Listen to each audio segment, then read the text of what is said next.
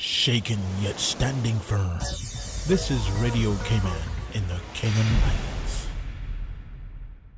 For the Record is brought to you by Vamped Motors, the only authorized Ford and Toyota dealership serving the Cayman Islands. Cayman Pharmacy Group, with a location in West Bay and professional pharmacy at CTMH Doctors Hospital. The Cayman Pharmacy Group has a location for you just around the corner. Seaboard Marine. With over 35 shipping ports, find your shipping solution by calling 949-4977 or visit seaboardmarine.com for competitive rates. And Rotary Central. For more than 110 years, Rotary members have used their passion, energy, and intelligence to take action on sustainable projects. This is For the Record with Orrett Connor. Coming to you live from Radio Cayman Studio. For the Record. For the Record. For the Record. Hear from your government officials, independents, and the opposition on issues that matter to you. For the Record. Engage in an open dialogue between residents and lawmakers. For the Record. For the Record. For the Record. Informative, impartial, insightful. This is your talk show. 1-800-534-8255. Your calls, your input. This is For the Record. And now, your host, Orrett Connor. Good morning and welcome to For the Record. Today is Friday, the 29th day of March 2019. I trust that everyone had a good evening. Raring to go today. To those of you who are on the road, we ask you again, we urge you to observe the rules of the road. Be careful, be courteous. If you're a walker, if you're a cyclist, whether you're riding a bicycle or a motorcycle or operating any other vehicle on the road, please be careful. Remember that the life you save may simply be your own. Those of you who are royal watchers and royal chasers, I trust that you have recovered after the whirlwind visit by Prince Charles and his wife, and things are back to normal in the Cayman Islands again. Actually, based on what I'm hearing, it wasn't as much disruption as people thought there may have been, so that is good to hear as well. Folks, I want to thank you for allowing Radio Cayman and by extension For the Record into your homes, into your vehicles as you traverse the busy roads of the Cayman Islands, into your places of work, whether it be an office cubicle or if you're working in the outdoors. For the Record is a show produced by the staff and management of Radio Cayman, and it is geared towards keeping you abreast of issues as they arise and play out on the local, regional, and international scene. I'm your host, Orrett Connor, and you're welcome to join me every Monday, Wednesday, and Friday from 7:30 a.m. until 10 a.m. Our phone lines are always open. There is always someone there waiting to take your calls. 9 times out of 10, it's going to be that beautiful radio voice of Miss Susan Watson. You can call us on a toll-free number provided courtesy of Flo. That toll-free number is 1-800-534-8255. You can also call us on 949-8037 and 949-6990. Email us at For the Record. That is one word, For the Record, at CANDW.KY. WhatsApp us on 925-3261, where we encourage you to send us a text message or leave us a voice note. And, of course, you can follow us on YouTube simply by subscribing to Radio Cayman live stream. Today being Friday, it is one of the days, is the day, actually, that has been reserved for the official opposition. And it is my pleasure to have in the studio with me this morning 3 of them. We have MLA Mr. Christopher Saunders, MLA Mr. Alva Suckoo, and MLA Mr. Orrett Mclean. Gentlemen, good morning. Welcome back to For the Record. Morning, OC. Morning. Good morning, OC. Morning. Lots to talk about. I see. And morning to the greater listening public as well. Yep. Lots to talk about. I see. You look really chirpy this morning. Means that you're recovered from all of the activities and the royal visit. All of the activities? Yes, which ones were they? Well, you tell me. Well, I wasn't invited to most of them because we were told that we couldn't come to the airport. That was reserved for, I guess, certain people. Mm-hmm. We were told that by the governor. And then Mr. Miller and I were invited to, the others can speak for themselves, but Mr. Miller and I were invited to the Botanic Park to meet, to be introduced to the Prince. Mm-hmm. And Mr. Miller had to ask them to give myself and him and myself 10 tickets each to invite our people, because the people weren't included. It was by invitation only. To say that I was disappointed is an understatement. And those who got the opportunity to witness his visit and get introduced to him and talk to him, I'm happy for them. But I am concerned that the Prince is in the future to be the king of the British Empire, if we can call it that, and unfortunately he did not get exposed to more of his future potential subjects. I am very concerned about that, because I recall on both occasions when the Queen came, I was here, and she stopped all along the roads to talk to ordinary people, not invited guests. And, you know, I suspect that I don't have any reason to believe that the political directorate was so deeply involved in this. I think they were in the same spot that we were in, but to think that they would not include the opposition in its entirety. We were told that by the governor that you couldn't be introduced to him twice. Or I guess that meant couldn't be in his company twice. So I was relegated to go into the Botanic Park. So I gave out the 10 invitations that I had and went there. And my wife and I were introduced to him. I've had audience with the Queen and her husband in 10 Downing Street. So, and stood up and talked to her for quite a lot of length of time, with her son, Prince Edward, on at least 3 occasions, twice here and once in England. So I think they had it a little too sterile for me, you know. This visit wasn't much shorter, if it was, than when the Queen came. She was here for a day and a little bit as well. Mm-hmm, mm-hmm. And she never overnighted. Yes, she did. Remember Grand Pavilion? Yes. Yes. Mm-hmm. And she saw a lot of people. You know, she took a boat from Morgan's Harbour across to Rum Point, and then drove through and went and opened the Record of 10 sale, and then went and opened the Botanic Park in 94. And, you know, interesting, in 2003 when I saw her in 10 Downing Street, she asked me about that. How was the park doing in East End? That tells you the kind of memory this woman has.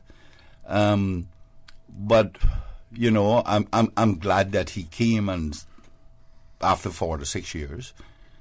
And I was a little uneasy and disappointed that my Uncle Frank didn't get the chance to talk to him, mm-hmm. because of how the situation was. Because Uncle Frank had served him at Tortuga Club when he was here. And they had a big picture in Tortuga Club at one time with Uncle Frank, with a fruit punch with the little cherry on it, you know. And I was a little disappointed with that as well. But by and large, I think it was too sterile. I think that we should have given him the opportunity to see more instead of by helicopter. It could have been arranged differently. the governor told us that we couldn't, me in particular, we weren't invited to Pedro Castle. Because he and the premier were going to invite 400 guests. Then on Saturday they sent me an email saying that I was invited, and I received the invitations yesterday evening at the Botanic Park at 3:35 for a 5:30 engagement. Mm-hmm. But had they prior to that notified you of your your invitation? Well, on Saturday afternoon. Okay. But I thought that was an afterthought after Mr. Miller asked them to give 10 to each one of the members from Bodden Town. And he had to ask them to give himself and I 10 as well for people. So my invitation, if it wasn't, then the impression I got was that I was not invited. I know I didn't get in for the airport. And there were people there who said that it would, and I said it was only 19 of us, so why can't we do that at the airport? And they said there wasn't any room for that. So, and then we weren't invited to the opening of the airport either. So, and I talked to someone yesterday who said they were invited, their wife wasn't. She stood outside while they went inside. It was really not organized properly. Okay. Now, when we look at previous royal visits, remember when we had the office of the administrator? Mm-hmm. The administrator's staff were all local staff. Mm-hmm. You didn't have spies in the administrator's office like you have now. You know, they belong to one organization. When people who work in embassies, you hear them about political attaches, economic attaches, and stuff like that. They're spies. You know, and all countries engage in that. But we didn't have them there then. Local people, you had the secretary for the administrator who was local. You didn't have any other advisors and stuff. So the local people, like the assistant administrator or the chief secretary, were involved in royal visits when, in those days. It has changed considerably now in terms of how the governor's office operates and everything else. I'm not even sure whether or not we have a local person working in the governor's office. Social secretary at one time used to be a local person. I don't know who's in there now, but it has changed considerably. I want everybody to understand. I want you to understand that I'm not looking to be promoted or disappointed that I didn't get an invitation to the airport. I am more concerned about the people in the future that will be his subjects, and those are who he must be exposed to, because those are the same people, OC, that owns the real estate down at the Legislative Assembly. You know, we don't own that. That was there long before I came into this world. People occupied it then. They're all gone by. It just so happened I occupy it for this current time, and I will be gone. But that piece of real estate will always be there. So there must be some respect shown to that piece of real estate. Forget about the three of us or the 19 of us that occupy that real estate. We just happen to occupy an institution. And so does the prince, so does the governor, and everyone else. Those are institutions that must be respected. And in my view, they weren't properly respected on this visit. No, cabinet and their spouses were all there or with whatever, which is fine. That is what, and we, I think it was a little concerning to me.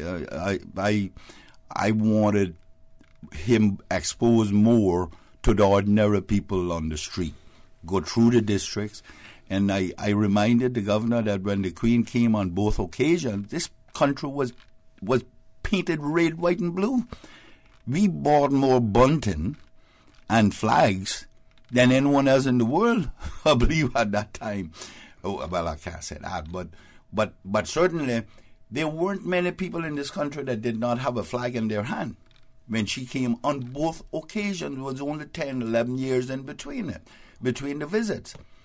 And you know why she came in 1993? Because we, and I... 83. 93. 93 too. 83 and 94. You know why she came in 83? To say thank you, Caymanians, for sending me $1 million to go and fight the Argentinians. That's what that was. Okay, we have to take a commercial break. Folks, please stay tuned for the record. We'll be back shortly. The Cayman Islands boasts of a long, colorful, and rich history. In tribute to our roots, Radio Cayman, the voice of the Cayman Islands, is pleased to bring you the Historical Vignette Series, sponsored by Cayman National Bank. Visit Cayman National Bank today for all of your financial needs. The Cayman Islands, he hath founded it upon the seas. Lawrence Edwin Farrington, 1908 through 1981. Eddie Farrington started his seafaring career on a turtling vessel at the young age of 12. He went on to sail on schooners, serving as cook, sailor, and mate before sailing on steamships. He joined the Merchant Marine in 1926. In 1940, during World War II, while traveling on the SS Stanport carrying supplies from New York to England, the crew was captured by Germans, who then torpedoed their ship. They were fortunate in that the norm was to torpedo the ship with the crew aboard. Eddie spent 4 years in a concentration camp in Germany along with 6 other Caymanians, and there he learned the trade of shoemaking. Upon his return to Cayman, he employed his new skills in making and repairing shoes during breaks between trips to sea, and he taught quite a few young men, including his son, the trade. He also contributed his skills to the community by repairing footballs and cricket balls free of charge. He retired from sea in 1975.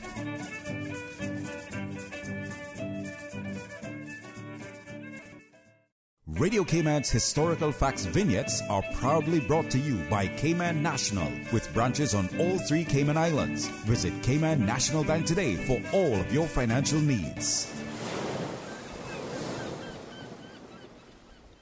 Don't miss the National Trust for the Cayman Islands Glow Run 5K fundraiser, Saturday 30th March at 5:30 p.m. Registration starts at just $25 and gets you a drawstring swag bag, UV glow paint, a reusable water bottle, goodies from sponsors, and a live DJ and exciting performances to get you psyched. So get your glow on and help the National Trust conserve Cayman's unique environment and preserve historic sites. Visit nationaltrust.org.ky and sign up today.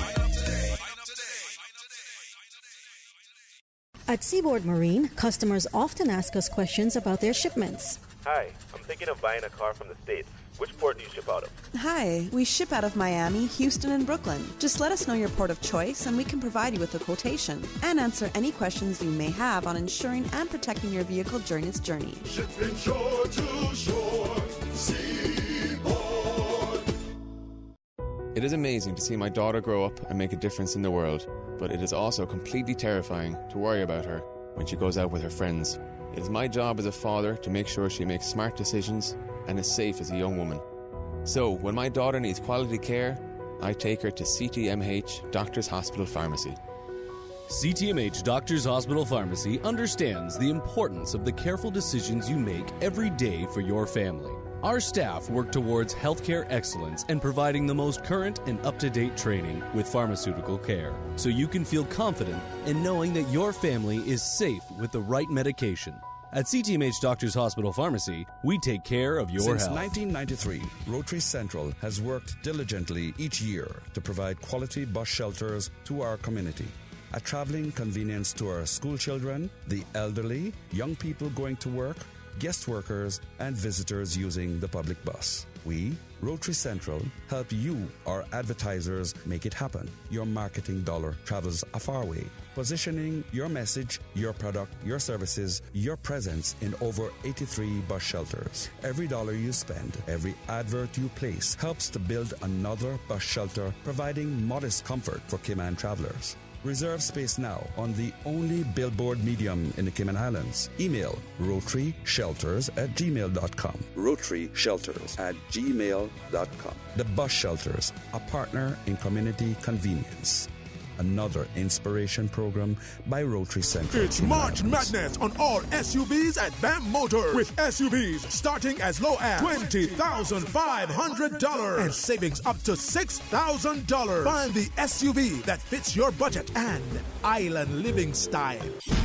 Choose between the roomy 4Runner, the bold Fortuner, the 7-seater Rush, or Vamp Motors' #1 selling SUV, the RAV4, all from Toyota. Or choose the compact EcoSport from Ford. Save now on the best SUV deal ever from Vamp Motors, with savings up to $6,000 and SUVs starting at $20,500. Drive home the deal of the year during Vamp Motors March SUV sale. Hello, I am Noel March, a small business owner in Georgetown for over 20 years. Small businesses depend on government to develop a quality infrastructure and environment that encourages entrepreneurs to create and grow local businesses, resulting in the creation of jobs and prosperity for Caymanians. Small businesses help drive our economy. Just as we have supported building the new airport, we must support the building of the new cargo and cruise port. It will give our tourism industry the opportunity to grow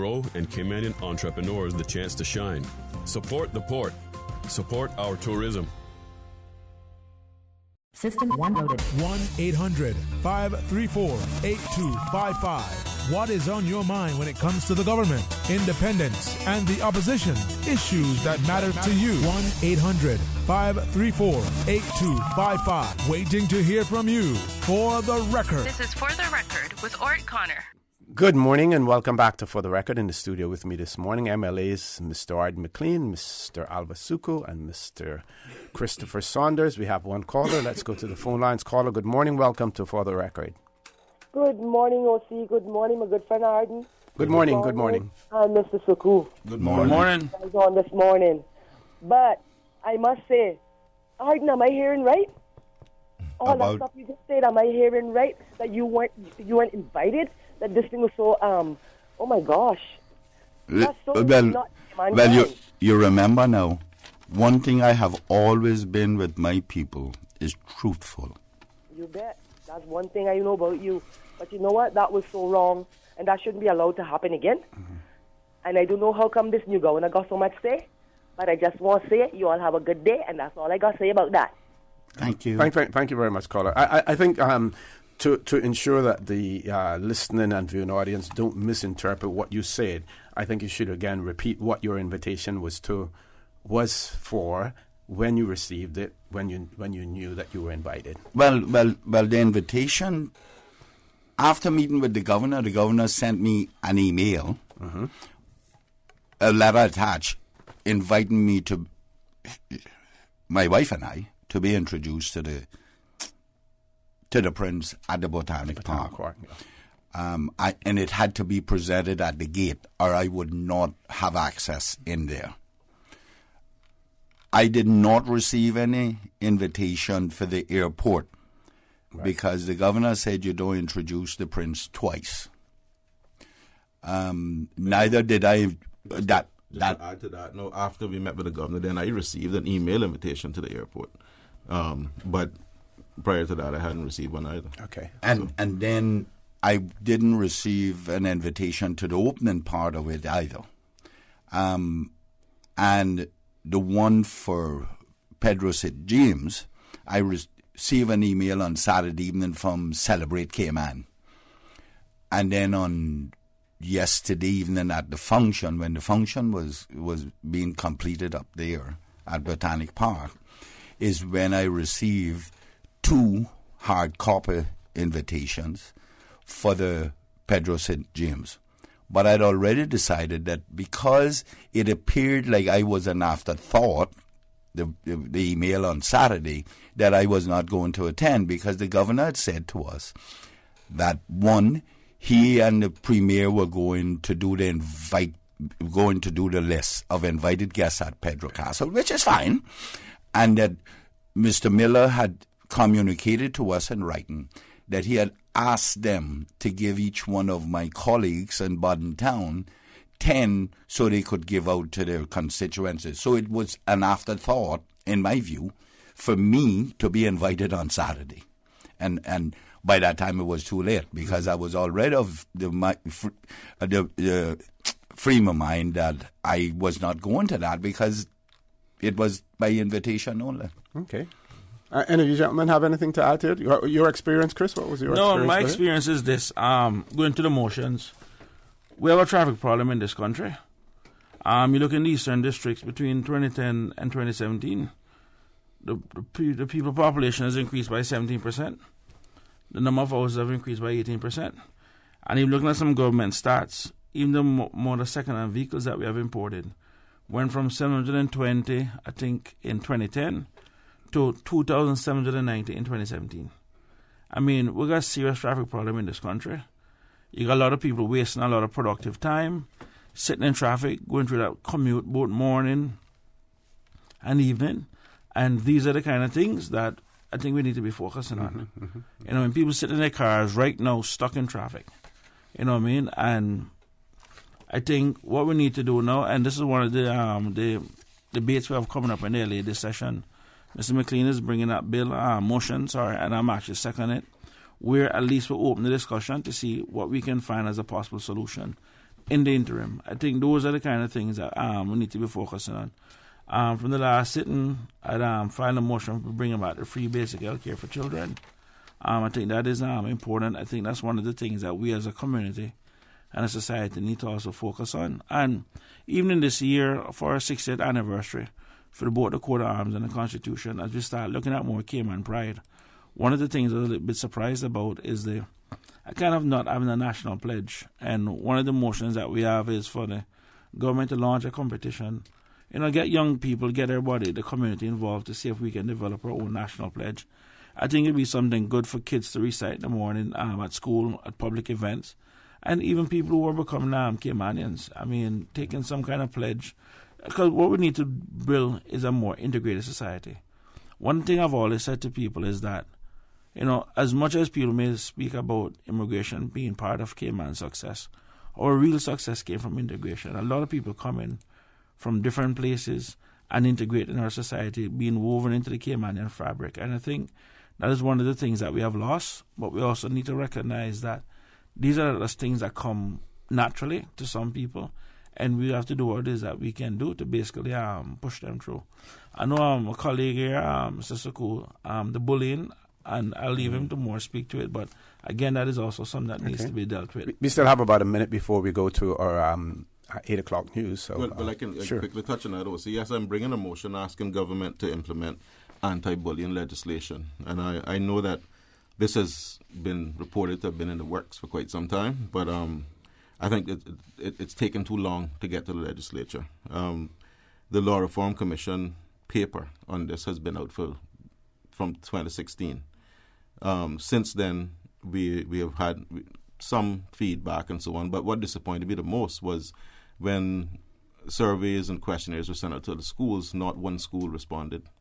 That shows me the level that we're at now and the level of importance that this is being given. In the meanwhile, I have constituents and with children who are victim of bullying. We have young Caymanian children who have attempted suicide in the interim. And as far as I'm concerned, you know, losing one child in a situation where we could have prevented it is too much. So I'm asking the government to bring this legislation before the end of this calendar year. I don't see any reason why it can't be done. The draft legislation is there. It just has to come to the LA now. I know that the Law Reform Commission is pushing to get this done. However, I am hearing rumors that there is some pushback from the government. I don't know if that's exactly true or not, but that's what I'm being told by certain organizations. So I want to put it on the floor of the legislature.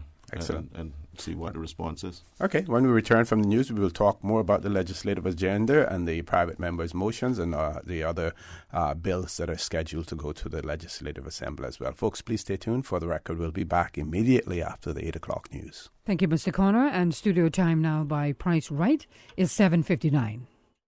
Priced Right is Grand Cayman's warehouse shopping superstore, making your dollar go further with huge savings and no membership fees. Get more of the things you use every day at the right price. But it's not just grocery and health and beauty. Priced Right has a full range of products from office to automotive, patio furnishings to kitchen appliances, and even electronics. And since warehouse prices mean savings for you, everything is priced right at Priced Right, Grand Cayman's warehouse shopping superstore. The voice of the Cayman Islands. 89.9 FM in Grand Cayman and 93.9 FM in Cayman Brac and Little Cayman. Silver wings shining in the sunlight. Radio Cayman. Access and information. Your community. News and information. Radio Cayman is your choice, your voice for today's biggest news. Radio Cayman.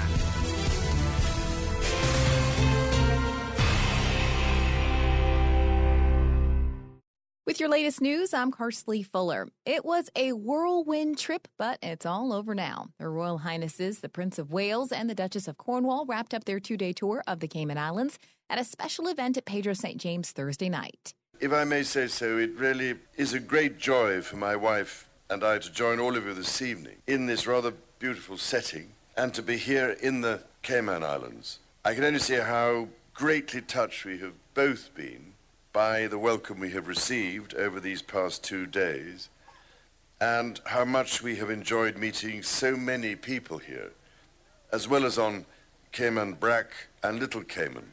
Prince Charles took the time to laud Cayman's progressive steps to preserve the environment, especially Environment Minister the Honourable Dwayne Seymour's announcement at the Botanic Park on Thursday that Cayman's marine parks would be expanding. It was heartening to hear the Minister of Environment announced the expansion of the Cayman Islands marine protected areas, which are of such crucial importance. This is, of course, a most encouraging step, but is one that could only really be effective as part of an integrated management plan that deals with waste treatment and plastics. I understand that work has been started on developing such a plan, and I much look forward to hearing how it progresses. He also celebrated the work being done by the Central Caribbean Marine Institute in its efforts to preserve coral reefs. As part of Thursday night's royal reception at Pedro, Premier the Honourable Alva McLaughlin thanked their Royal Highnesses for visiting the Cayman Islands, mentioning that it had been a long time coming. I was a young lad when you arrived aboard the HMS Minerva in July 1973 in your official capacity as a Royal Lieutenant. But I do remember the enthusiasm and excitement of your visit to Grand Cayman. Many of the older people have told me they also remember your visit very fondly. Mr. McLaughlin highlighted how much has changed in Cayman since Prince Charles's last visit, going from an island of just 10,000 people to one of the largest British overseas territories, with more than 100 nationalities represented. Your Royal Highnesses, your visit coincides with our celebration of 60 years of our coat of arms, which Her Majesty the Queen graciously granted to the Cayman Islands in 1958. In a few months, we will celebrate the 60th anniversary of our first written constitution. That document allowed us to become a crown colony in our own right, choosing to stay with Britain rather than to take the road of independence. Both the coat of arms and our constitution tie us to the United Kingdom. We are British, and we are proud of it. The Premier presented the Prince with a glass sculpture created by local artist Davin Ebanks as a sign of thanks. It was also a big night for the Deputy Governor as he was recognized for his service to the country. To be a member of the Most Excellent Order of the British Empire, the Honourable Franz Ireland Manderson, for services to the Cayman Islands community. The Honourable Franz Manderson beamed with pride as he received the award presented by His Royal Highness. Prince Charles also presented the Cayman Islands Certificate and Badge of Honour to Felicia Mclean for her years of dedication and commitment to palliative care, and to Andrew Smiley for excellence in sports. After the speeches and formalities, Stacey Eden Hurlston took the royal visitors on a tour of Pedro St. James. Very briefly, very briefly. It was cut short. But I did tell him that maybe the next time we'd finish up the brief conversation. I did. But at least he knew where William Eden came from now, and he was pleasantly surprised. It wasn't his first time as a royal tour guide, having spent much longer period with another prince back in the day. His Royal Highness Prince Edward. And he did the theatre with me, and we were up here in the house for a long time. We went over several of the documents here together. It was 12 years ago. So I'm a little bit more versed in what I wish to tell people now than at that time, 12 years ago. Mr. Hurlston tells Radio Cayman he's proud to have had the chance to share at least a little of what he knows about Cayman's history with others. I'm Carsley Fuller from Radio Cayman's newsroom. What's happening in your community? News and information, music and more. You can find us. www.radiocayman.gov.ky. Like us on Facebook and follow us on Twitter. Radio Cayman is your choice, your voice for today's biggest news. Radio Cayman.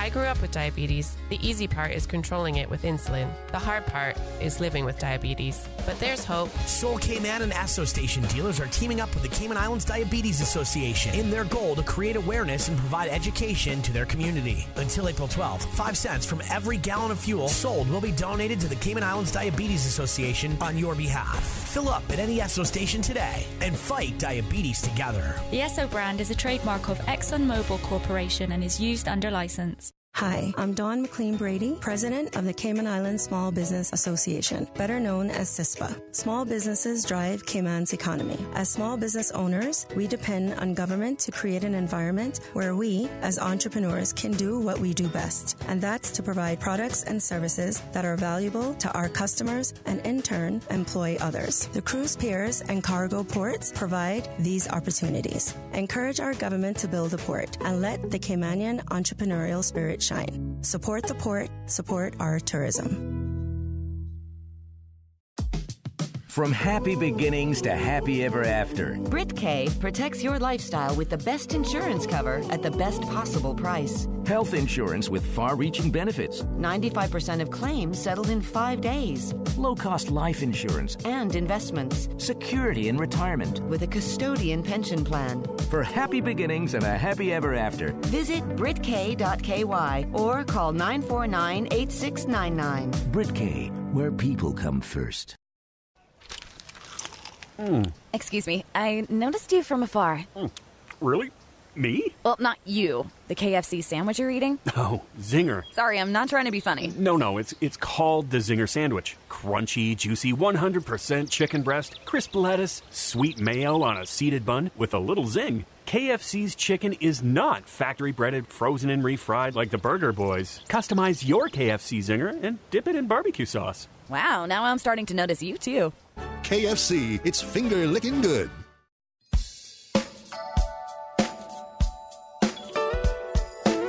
Pleasant good morning. Time now for the latest weather report. Current temperature is 80 degrees. Relative humidity is 66%. Barometric pressure 30.00 inches and rising. The wind is east-northeast at 7 knots. Overnight low temperature was 70 degrees. Synopsis indicate moderate winds and seas expected over the Cayman area due in part to a high-pressure system over the southeastern United States. Radar images show scattered showers mainly west of Grand Cayman, which are moving towards the south. Now, the forecast for today calling for partly cloudy skies with a 20% chance of morning showers, and temperatures will be in the mid-80s. Your winds will be east to northeast at 10 to 15 knots, and seas will be moderate with wave heights of 3 to 5 feet. Forecast for tonight calling for partly cloudy skies with a 20% chance of late night showers and temperatures falling to the low 70s. Your winds will be east to northeast at 10 to 15 knots and seas will be moderate with wave heights of 3 to 5 feet. We're presently at a high tide and the next low tide will be this afternoon at 12:47, high tide again this evening at 6:27. The sun will set this evening at 6:37 and will rise tomorrow morning at 6:22. And the outlook is calling for similar weather conditions through Sunday morning.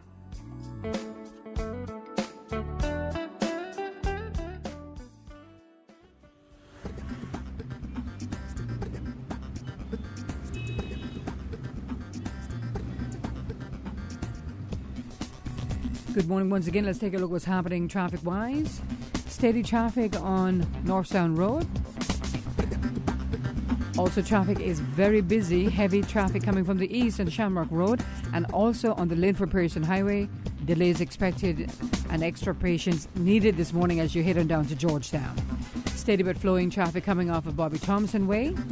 Traffic also steady on Crew Road. On Edward Street and Shedden Road, things are not looking too bad as traffic is moderate. And moderate flow of traffic on Huldah Avenue as well as on Thomas Russell Way. Coming from the Westway 4-way stop, no major issues as traffic is flowing pretty good. And that's the very latest on your traffic. Join us again at about 10 minutes after 12.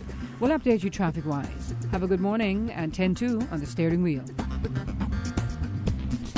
At Kirk's Home Center, we can make your life much better. We got it all together. We got a great deal in store for you. This week at Kirk Home Center, light the way with 2-pack LED path lights for $35.80 and a LED motion security light for $19.59. Save on your next home and construction project with a cordless 4-tool combo kit of a drill driver, circular saw, reciprocating saw, and work light for $226.19 and DeWalt's compact hammer drill for $283.69. Kirk's Home Center, you got a great deal in store for you. The Cayman Registry, established in 1903, a division of the Maritime Authority of the Cayman Islands, MACI. The Cayman Registry, the #1 super yacht registry in the world, dedicated to ensuring safety of life at sea, marine environment protection, and the provision of industry standards for working and living conditions for seafarers. The Cayman Registry is whitelisted in all major memoranda of understanding on port state control and rated low-risk status on Qual Ship 21 for the United States Coast Guard. The Cayman Ship Registry, established in 1903, now 115 years strong. The Cayman Registry, a division of MACI, the Maritime Authority of the Cayman Islands, the #1 super yacht registry in the world, with over 2,200 vessels registered. The Cayman Registry, sailing on to new heights.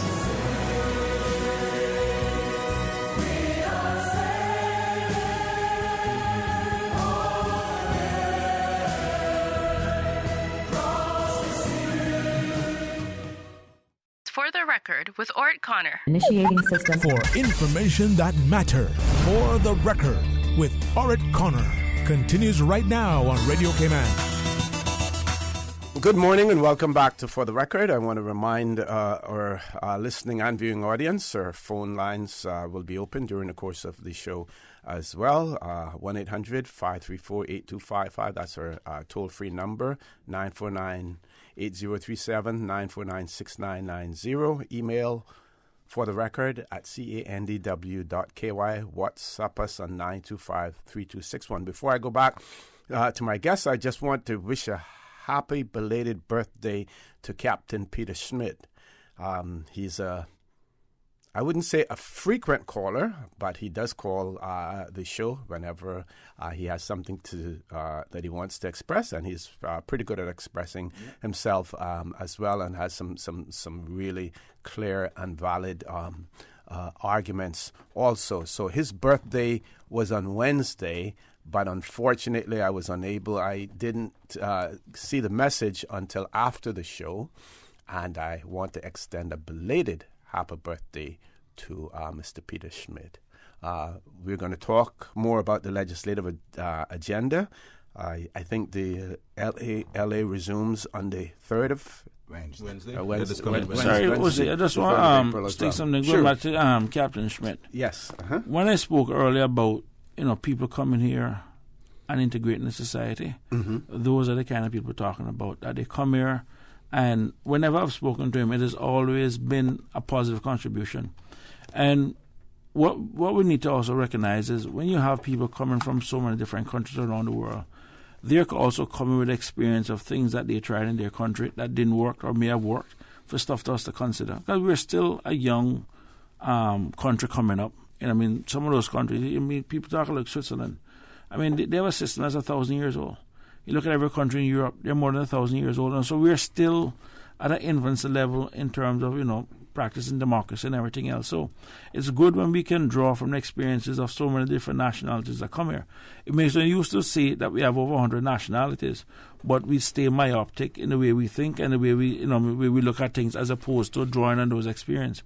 And I think, people like the captain, seeing how they have come, how they have integrated in society, married locally, that's what we're talking about. That's really where the Cayman success come from.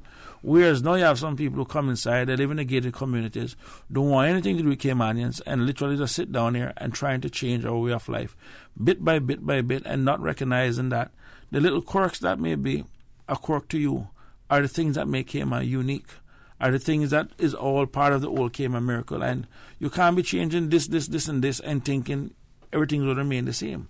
Because what it does to the social fabric and the way it moves things, it creates this kind of us and them mentality. And one of the things for us that is important is really working to bring people together.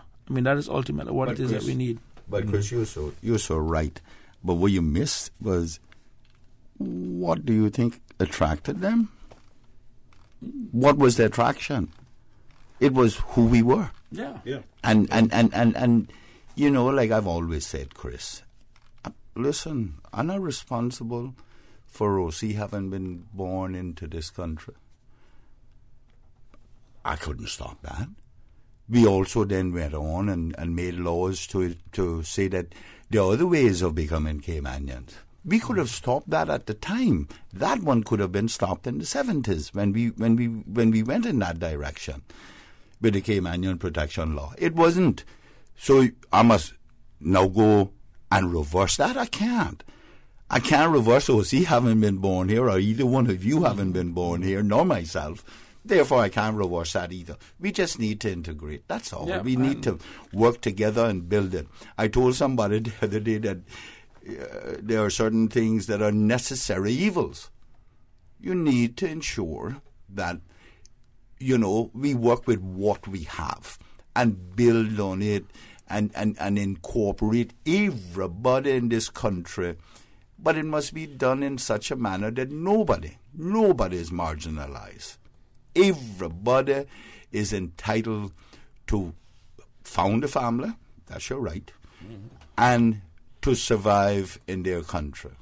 And that is the pivotal thing. We need to work on that. We need to ensure people see everybody as a human being and entitled to survive in their country. Okay, we have one caller. Let's go to the phone lines. Caller, good morning. Welcome to For the Record. Hello, good morning. Good morning, sir. How are you? Good morning. Fine, thank you. Morning. Good morning, gentlemen. I will be brief now with this Brexit thing. And this whole scenario with came on, right? You're aware that 2 amendments they were covering, right? In requisition with the same-sex union and who can come here to office to run. And our parlays into our credence, which is he accepted a true belief or murder of laws, right? And the cause in a withdrawal into a seclusion, overseas territories, right? And a sequestration over the pond with North Island in Scotland, right? And the meet recently in the Queen Elizabeth, they have a tight relationship now.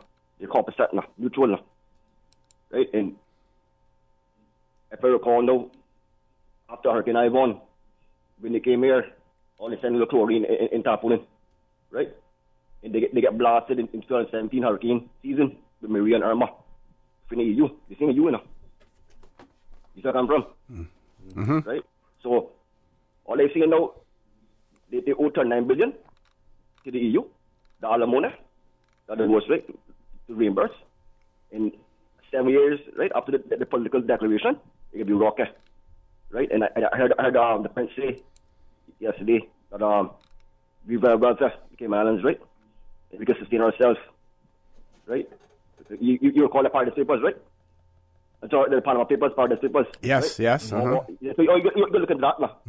Wait, all I say is OC. We prepare for it. Okay. It's a rule of weekly. Prepare for it. And it up to the the 27 states, right? Because after the 2nd of May, that's their line now. Okay. So that's why they come in here though, to force people to come here to office, to come dictate to us. You understand? Now, we are for descendants now. like 4 of us per capita that ratio. You see that? So, all right. Have a good day, gentlemen. Thank you very much, caller, for that. Yeah. Well, if the Prince said that we're wealthy and we'll make it, and I don't believe he said you're wealthy because you're British and you're going to make it because you're British. But some of us here in the Cayman Islands feel that we're only where we are because we're British. What a fallacy. We have one more caller. Caller, good morning. Welcome to For the Record. Good morning, Musti. Morning. How are you? Good morning. Mr. Saunders. Morning. And Mr. Arden. Good morning. Morning. Gentlemen, this is something that I have I've spoken about it for years. And I think the main purpose, the main cause of what we're going through now, the discussion we're having this morning, is that you go back to the 1960s when we got our independence, or we were no longer going to Jamaica, that we had rules and regulations that we followed because the men of that day thought about things in advance. Remember, you couldn't come here if you were a foreign national. You couldn't come here and have children and stuff like that. If the children were born, you had to send them back where they came from. They couldn't be raised up in Cayman. That's if you came in and worked. I mean, back those days, the 60s, it wouldn't actually work. You could come here, but it didn't start really until the 70s, when we had so many people coming from different places that it actually made that rule that children born here, if you got pregnant, you had to go away and have that baby. You couldn't have the baby here. But today, we got more people from different countries, 100-something odd nationalities, and they are allowed. If you look around, you go to Foster, you could go to Cup Supermarket, you go to these places. I see people with 2 children, and they all born in Cayman, and when they are raised up, they're not going to be calling themselves come in without whatever their nationality is. They're going to be referring to themselves as that nationality. And when it comes to voting, they are going to be instructed by their parents who to vote for. And Caymanians, you go to the restaurants. All you've got to do, guys, go to the restaurants and the hotels and places like that, or business, and see how many Caymanians, when you go to for a drink one night or you go sit down and have dinner, you go out and see how many Caymanians you see working in them places. They're absolutely, it's ridiculous because Caymanians, before they knock down the Holiday Inn to build the Ritz, 90% of the people that work there were Caymanians. The bartenders, we had some of the best bartenders in the world there. We had, some of the drinks even the drinks that we used to have, like they had, I forget all the names of them, but these were drinks that were invented there. If you could go there and order them, you go to bars now, we don't hear none of that those local drinks being called, These are things that has to be done. And we listen to foreign nationals who comes here, wants to make money, and then you hug you up. And this is what some of them politicians did. They got too close to these foreigners who want to make money, and then they became a friend, and made them believe that they were one of them. You see, and that's how it all started. Gentlemen, the only thing I can say this morning, we have to do something in terms of the number of people that we are letting into this island. And we got to have, I don't know, it might be a little bit too late now to do anything about it. But I'm going to say this. We got to turn to God now. I think that's what it is. We got to ask God to help us, because what I see happening here, and believe me, if you see any kind of recession, this is what worries me. If we get a recession and there's talk about a worldwide recession coming up in at least the next year and a half, and when you see that happen with all of these people here, and Mr. Saunders and Mr. Arden, I want to say this to you while I'm thinking about it. What we need to do when we get foreign nationals coming here to work, okay, the employees, we must have a fund where employers will put in that fund for the purpose of repatriating these people. The amount it takes to get on Cayman Airways, winning planes, wherever they're going to, and put that in that thing and in an interest-bearing account. And when they're ready to leave, we can go there and say, here's your money. You got to leave. Now, this is it. Okay? But we don't do that. But once the thing is that they become like, they're born here, now they're Caymanians, so we're not going to be able to do a lot of this anymore. And we just put ourselves in a bad position. The other hand, I hope you guys will continue to work hard to try to make Cayman a better place like you've been doing, and God bless you both. Thank you very much, caller. If I can just speak on two of those things he said. The one about the repatriation. We have always done that until 2009 to 2013 government, when we were still in a recession, and the government needed money. So what we did was remove that from our laws, and we put a non-refundable fee of $200 or $300, something like that, on work permit. This was 2009 to 2013. Yeah. So that went directly into the revenue. Now repatriation. That was done before 2009. No, I was still over at the immigration department. I left there in 2003. Well, the repatriation was monies that was liability on government, because government had taken over the responsibility to send people home. And one of the problems with that was that government could not give account because all of the money was pooled together. Their records were so poor that they could not give a clear and concise account of how much money was being held that needed to be refunded to people. So at the end of the day, what the employers at the end of the day did was basically ended up writing most of it off, because a lot of them never got their money back. Absolutely. That was paid, yeah. I thought it was 2009, no, 2013, but whatever you, I will acquiesce to whatever you say.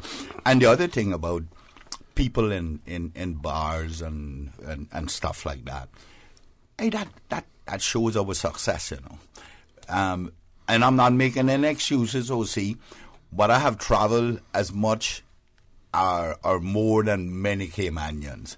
Right now, you go wherever in the world, and I promise you, you're not going to find locals in the bars, serving in bars and very few places you will go. I mean, you can go to England and they're Indians or the this or the that. They're not national. No, that's no excuse. What I'm saying is it reflects a certain degree of how successful we have become.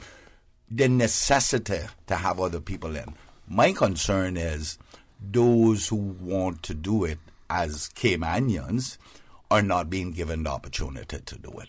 That's basically what I'm And in concerned. some cases, the opportunities there. When you talk about bars, the reason that you have certain nationalities, certain people working in bars, is because that's what the clientele wants. And irrespective of what the owner of that bar may want, he may want to have Caymanians in that bar. But if that isn't bringing money in for him to pay his bills, and that isn't what the clientele wants, then it's an issue. Just using that one as an example. But we wouldn't be able to properly fulfill all of that anyway. So at some stage we're still going to have people, but those who want to do it, they must be given the opportunity.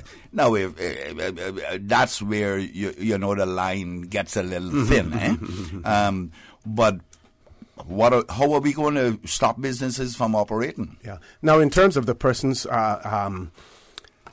his viewpoint about people becoming pregnant in the Cayman Islands, non-Caymanians, and not able to have children here, that's an inhumane stance to take, and not many countries. Even the U.S., right now I was reading an article about so many Russian women are having children in the U.S. They book their tickets, they have everything planned. But Trump their whole itinerary, they want to stop it, but they have their own itinerary, and they're not doing it necessarily for themselves, but looking for the future, of their children. But despite the fact that children can be born here in the Cayman Islands, that does not necessarily mean that they possess Caymanian status or that they're Caymanians or even that they're British Overseas Territories citizens, as well, which, again, is probably unfortunate, but the question is, can we absorb, so many of them?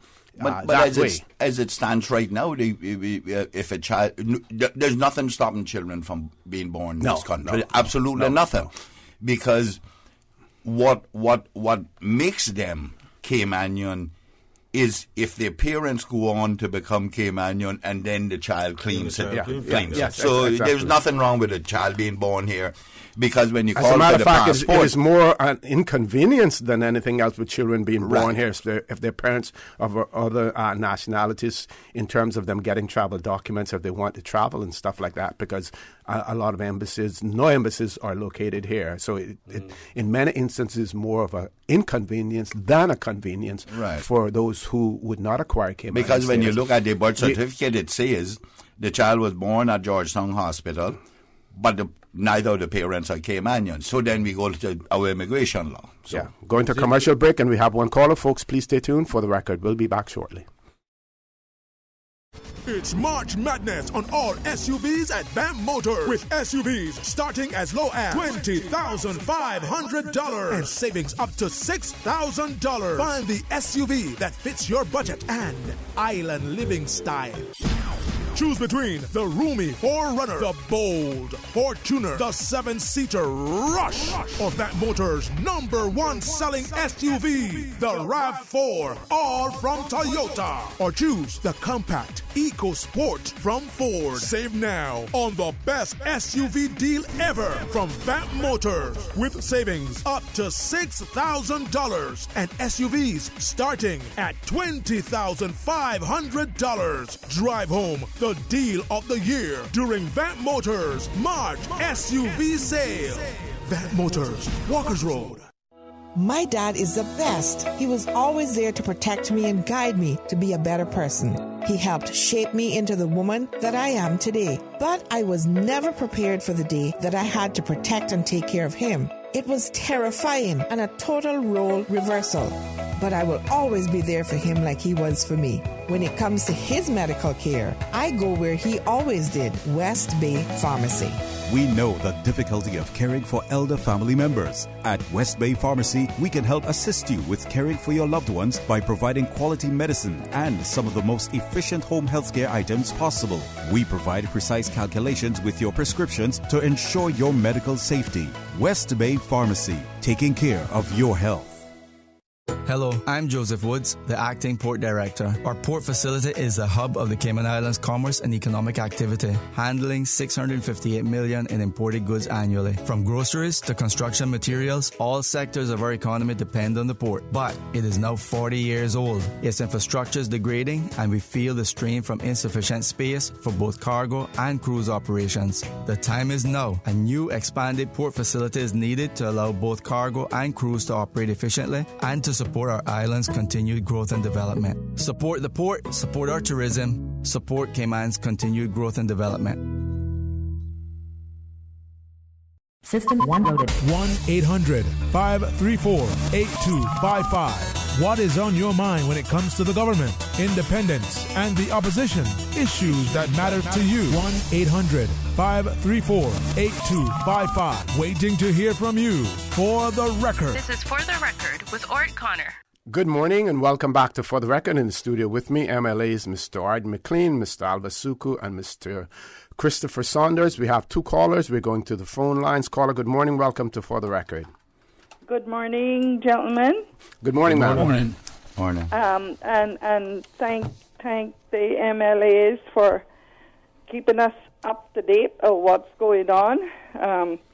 Sometimes I wonder where is West Bay representatives in and things like that, but that's not what I call in for. I call in to thank OC for wishing Peter a happy birthday. Peter came here 50 years ago from the Bahamas. Originally, he is Swiss, And He got here before the prince. yeah. And perhaps even before Mr. Al and Chris. Yep. No, 73. So what you leave me out that for now? You smart, you can figure that out. And Mr. Arden too. No, sorry, didn't get that for me. Okay.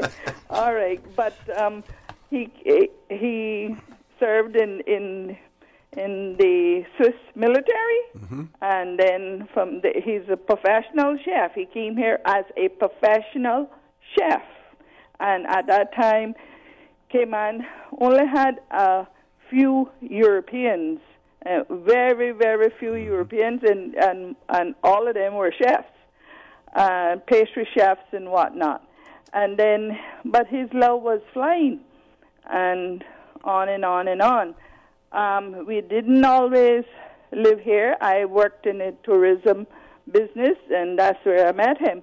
And we didn't always live here. Patrick was not born here. But I would like for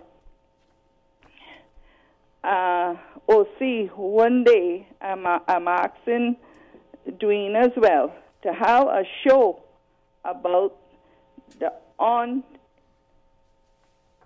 unemployed Caymanians. Okay. Some of them are professional. Just a show about that, because we went Crystal Harbor yesterday, and we weren't shocked, but we had to go through a gate. They had to find out who we were, and do we believe that those people that is all gated up and whatnot, that they are interested in what is going on in Cayman, or what is happening to unemployed, or if they have jobs, is poorly paid jobs, and the bigger hotels in this island employ very few Caymanians. They bring in people that are working in their own hotels from all over the world that can't even speak English well. What's really going on in Cayman, it's only God knows, because I tell you one thing, we're way back far as Caymanians having employment and whatnot. Anyway, I thank you all again. I thank you for coming forth and telling us what's happening. And OC, I want to let you know you're a good host. You're this Radio Cayman. Never let that go.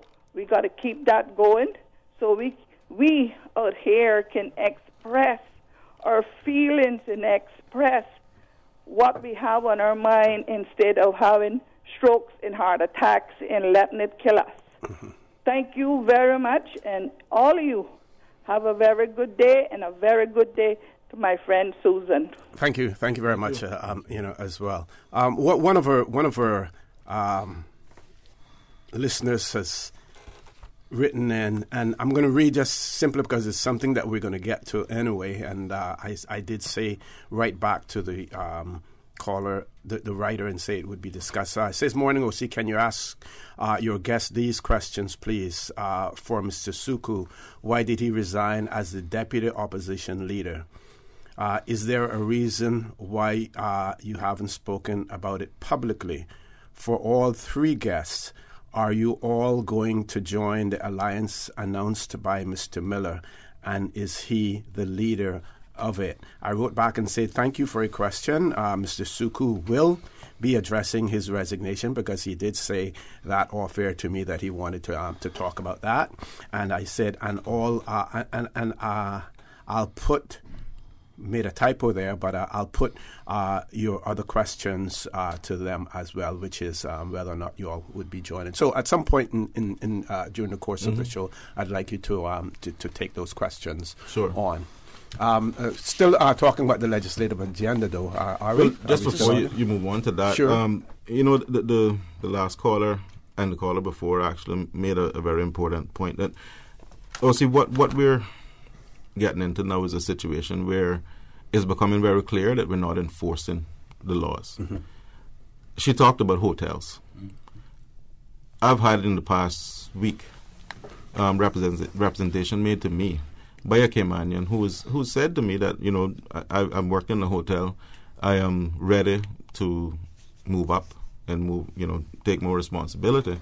But when those positions become available, I am overlooked. Now, people will always say that, and you have to, judge for yourself whether or not that's the case. But in this case, what is happening is that you have one foreign national who is leaving, and before they leave, their friend shows up and applies for the job, and they get the permit.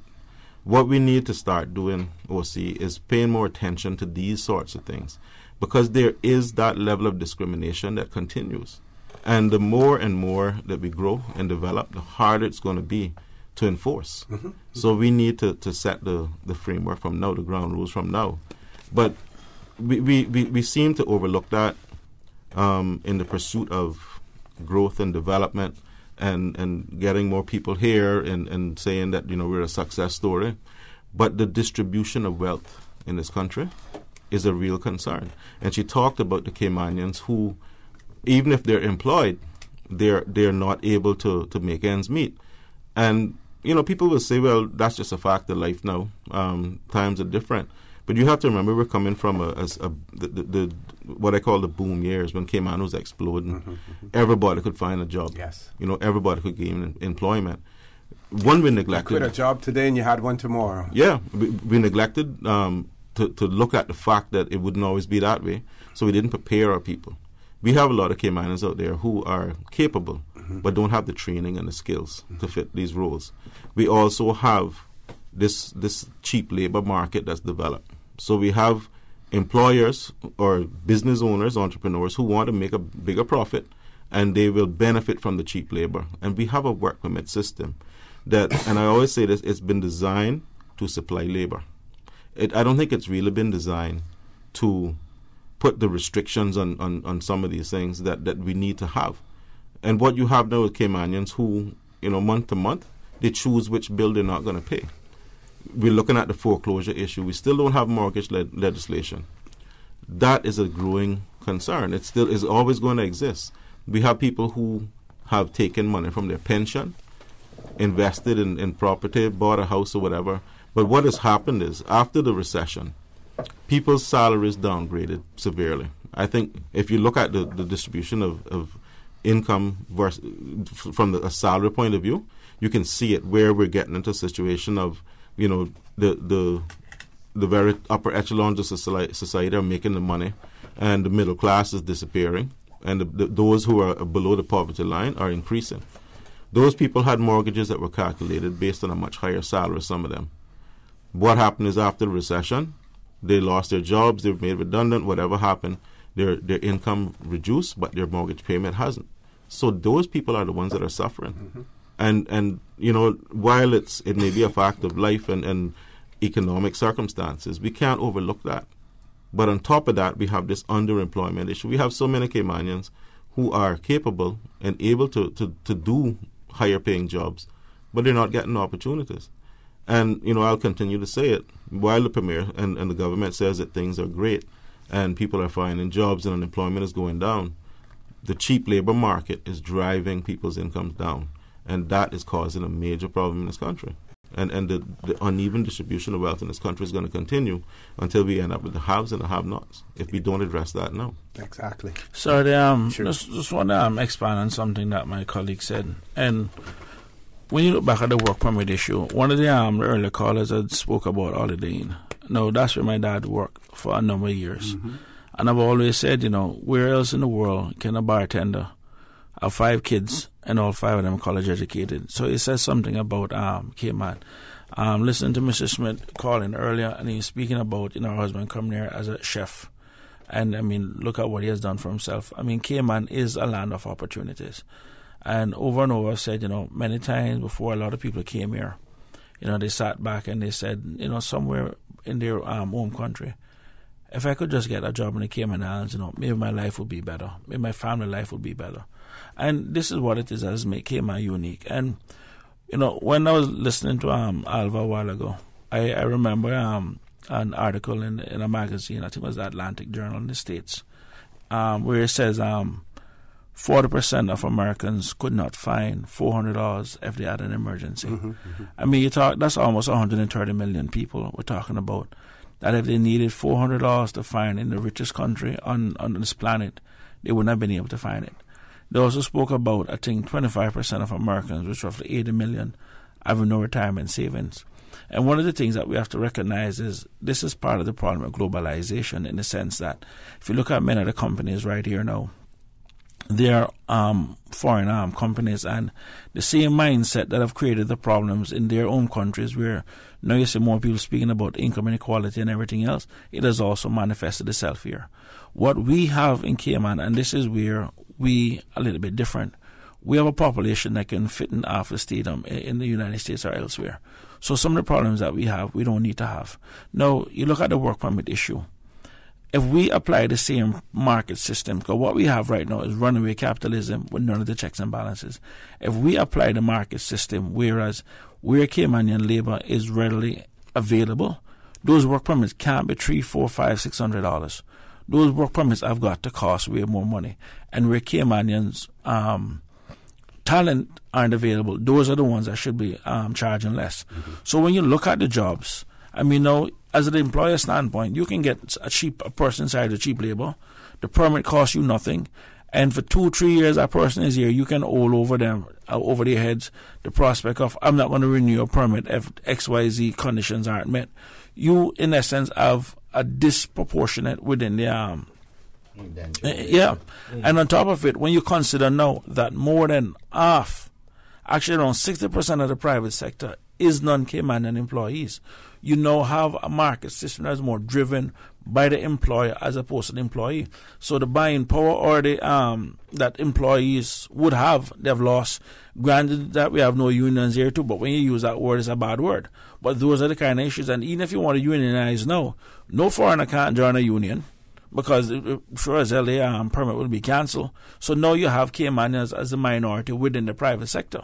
This is part of the problem. And as long as we keep having, one thing is to have cheap labor, but when the government aids and abets it by having the work permit costing nothing, that's really where the problem is. And this is where the market system needs to be skewed. But you need to go to your break? Yeah. Okay, well, fine. We need to go to a break back now, folks. Please stay tuned for the record. We'll be back shortly. And I think we have one caller on hold, Ms. Susan. We will take that caller as soon as we return as well. Please stay tuned for the record. We'll be back shortly. The Cayman Pharmacy Group would like to thank the Cayman communities for their continuous support for over the past decade. CTMH Doctors Hospital Pharmacy opened its doors in March 2000. West Bay Pharmacy first opened their doors in March 2004. The Cayman Pharmacy Group was established in July 2007. Throughout the years, our CPG family has provided more than just pharmaceuticals to our loyal friends and customers. The Cayman Pharmacy Group has protected the lives of our medical community by securing the best healthcare advice and pharmaceutical services. To us at CPG, you are more than just a number. So, we are taking the time to say thank you for choosing CPG. The Cayman Pharmacy Group, taking care of your health. At Seaboard Marine, customers often ask us questions about their shipments. I have various items coming from different suppliers that I need to ship to Cayman. Do you offer consolidation? Yes. Seaboard Marine offers consolidation for full and less than container loads. We can hold your packages at our Miami warehouse until everything arrives and ship it all in one go. And we have the best rates to Grand Cayman. Visit seaboardmarine.com for more information. Shipping shore to shore. Hi, I'm Colin Lumsden, the Georgetown manager and head of the Revitalization Initiative. Our capital city is the heart of business activities in the Cayman Islands, and we would like to bring it back as a center of social activities, with street-side cafes, green spaces, improved roads, and proper walkways for interconnectivity. The new cruise and cargo port is part of the plan and will allow for operators to meet passengers dockside with less lines and overcrowding. Cargo operations will be less intrusive. There will be pedestrianized areas for people to safely walk, shop, and dine. Modernizing the cruise and cargo port is a key element in the efforts to revitalizing our capital city. record with Orrett Connor. Initiating system. For information that matters. For the record with Orrett Connor. Continues right now on Radio Cayman. Good morning and welcome back to For the Record. I'm going to let Mr. Saunders finish what he's going to be what he was saying before I interrupted for the commercial break. Take the caller. That's the most important thing. That's why we're here. Caller, good morning. Good morning. Welcome to For the Record. Good morning, OC. Good morning, Mr. Mclean, Mr. Saunders, Mr. Suckoo. Good morning. Morning. I think it was the last caller or the second to last caller call about in these sectors that the foreigners have more opportunities over us. And I am telling you, this morning is a living example. Now, I am in a different department, and as long as we want to elevate, they hold us down. They don't want to give us no opportunity to transfer or go over. And as soon as you see a foreigner want to transfer, bam, they sign it and send them over. They don't give us any opportunity to learn other things as Jamaican Caymanians or as Caymanians. I've had managers say to other people of their nation that the only reason why they have us in there is because of immigrational reasons. Mm-hmm. That's the only reason why we are there. No, that is very disgusting. You understand what I'm saying? That's very terrible. You cannot say something like that and you are here in our country. You cannot say the only reason why we are there is because of immigrational reasons. You don't want us there. You understand me? And it really hurts my heart. It hurts my heart because we have our kids in this country. We have our families. We have our relatives, our friends. All these people need. I have a lot of Caymanians who need jobs, who can work and when they come to where I am working to apply, they get turned down. Mm-hmm. And they throw the resume in the garbage. I am working to get employment, they get turned down. Just since last week, I had a Caymanian come, and she got turned down, and she went to the HR, and they called them over back and tell them to re-interview her. I'm telling you, she's capable of this job, but they don't want her. Mm-hmm. They don't want her, especially if it's a work permit renewal.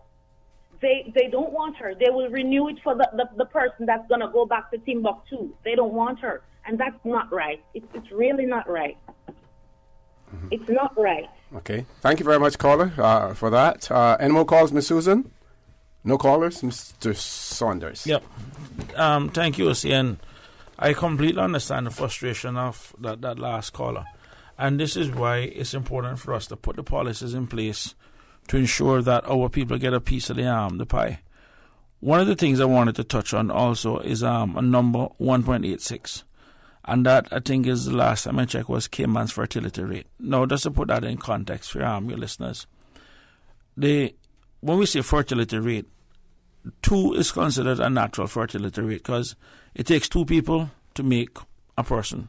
So it means if the person leaves, if a husband and wife have 2 kids, when they would have gone, they would have replaced their 2 with 2 that they have left behind. And in order for a country to grow their population, you need a fertility rate of above 2, which economists say you need a number of 2.1. We're at 1.86.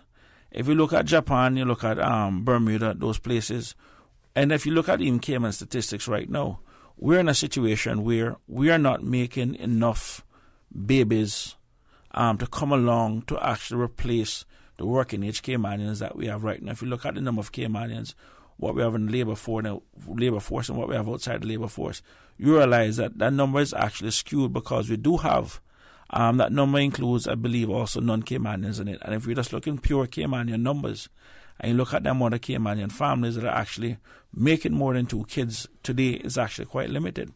And then you have some that's actually moving off and everything else. And these are the kind of issues that we need to sit down and look at long term.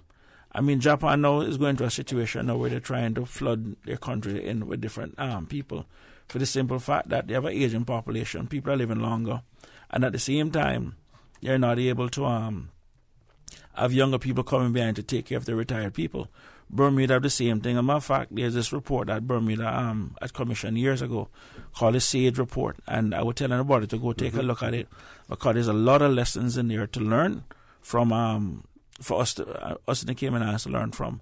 And like I said, this is why it's important to have these long-term plans, these balances, and then start really planning out our economy and what it is that we're really building for, what it is that we're developing for. Many times we'd have heard a situation about, the GDP growth being XYZ. The truth of the fact is the true measure of a country isn't GDP, but rather GDP per capita. If you have a household of, say, 5 people living inside it, and they're making 20,000, the average per person is 4,000. Now you have 10 people living in the house, but now the total household income is 30,000. Yes, you would have had growth, but the average per person now is 3,000. Yes. And he said, this is really what it is that's really driving us in Cayman. And it's just now, I think we're just seeing a marginal increase in GDP per capita. But if you look in terms of the growth in GDP and the growth in people's wealth, the growth in people's quality of life, it has not kept pace to what it is that the economy has been doing. And, of course, inflation is also a driver of GDP, too. So it's one thing when you look at fuel and the different kind of stuff and mortgage rates and everything going up. These are things that affect the quality of people's lives. So as Alva said earlier concerning the mortgage legislation, these are the kind of things that we need to be looking at. Stuff to basically protect people's long-term income. Ironically, one of the motions that we are bringing is to increase the age within the civil service up to 70 in terms of for retirement for civil service. And that was driven by 2 things. One, there are a lot of Caymanians who are still young at heart, that are still productive and basically being forced through the door. And when you consider even the mortality rate right now of 84 for women and 79 for men, when you push someone through the door at 65, they have 19 more years to go. I mean, unless they have one of those sweet government pension plans, which a lot of new civil servants don't have, you'll find out then that they will have problems when it comes on to retiring, because in the private sector, we have a 10% contribution rate. It means it takes you 10 years of working to save 1 year's salary. And after 50 years of working, you'd have saved 5 years' salary. And if you're living 19 years more, and as you look at the mortality rate that keep increasing through science and everything else, sending someone out to retire with 5 years' salary, knowing that they have 19 years to live, is really, to some extent, without a conscience. Right now, we're seeing the effects now. We have a pension law that's just about over 20 years old, which in essence, those people who are retiring now would have 2 years' salary. And when you consider the financial crisis in 2008 that would have wiped out their pensions, these are the kind of issues now. You have people going to retire. And that's the reason why we're spending over $40 million a year on healthcare alone as a country for veterans, indigents, and seamen. But is the pension designed really to take you through the entire life, or is it based on the supposition that you also may have some savings as well, rather than just relying solely on a pension? I'm glad you asked that, and I go back then to the stats, which I'm glad Americans put their stats out. 40% of Americans can't find a $400 emergency. And a lot of people even say when they saw the federal issue with the government closed down and how many federal workers were basically living paycheck to paycheck, the real question for us is how many people in Cayman are living paycheck to paycheck. And then you'll find out how much can you save? It is a lot. And when you have a consumption-driven economy that is designed to take money out of your pocket, it is designed to take money out. Then how do you expect people to save? So we're in essence just kicking the can down the road, and there are very hard decisions that need to be made.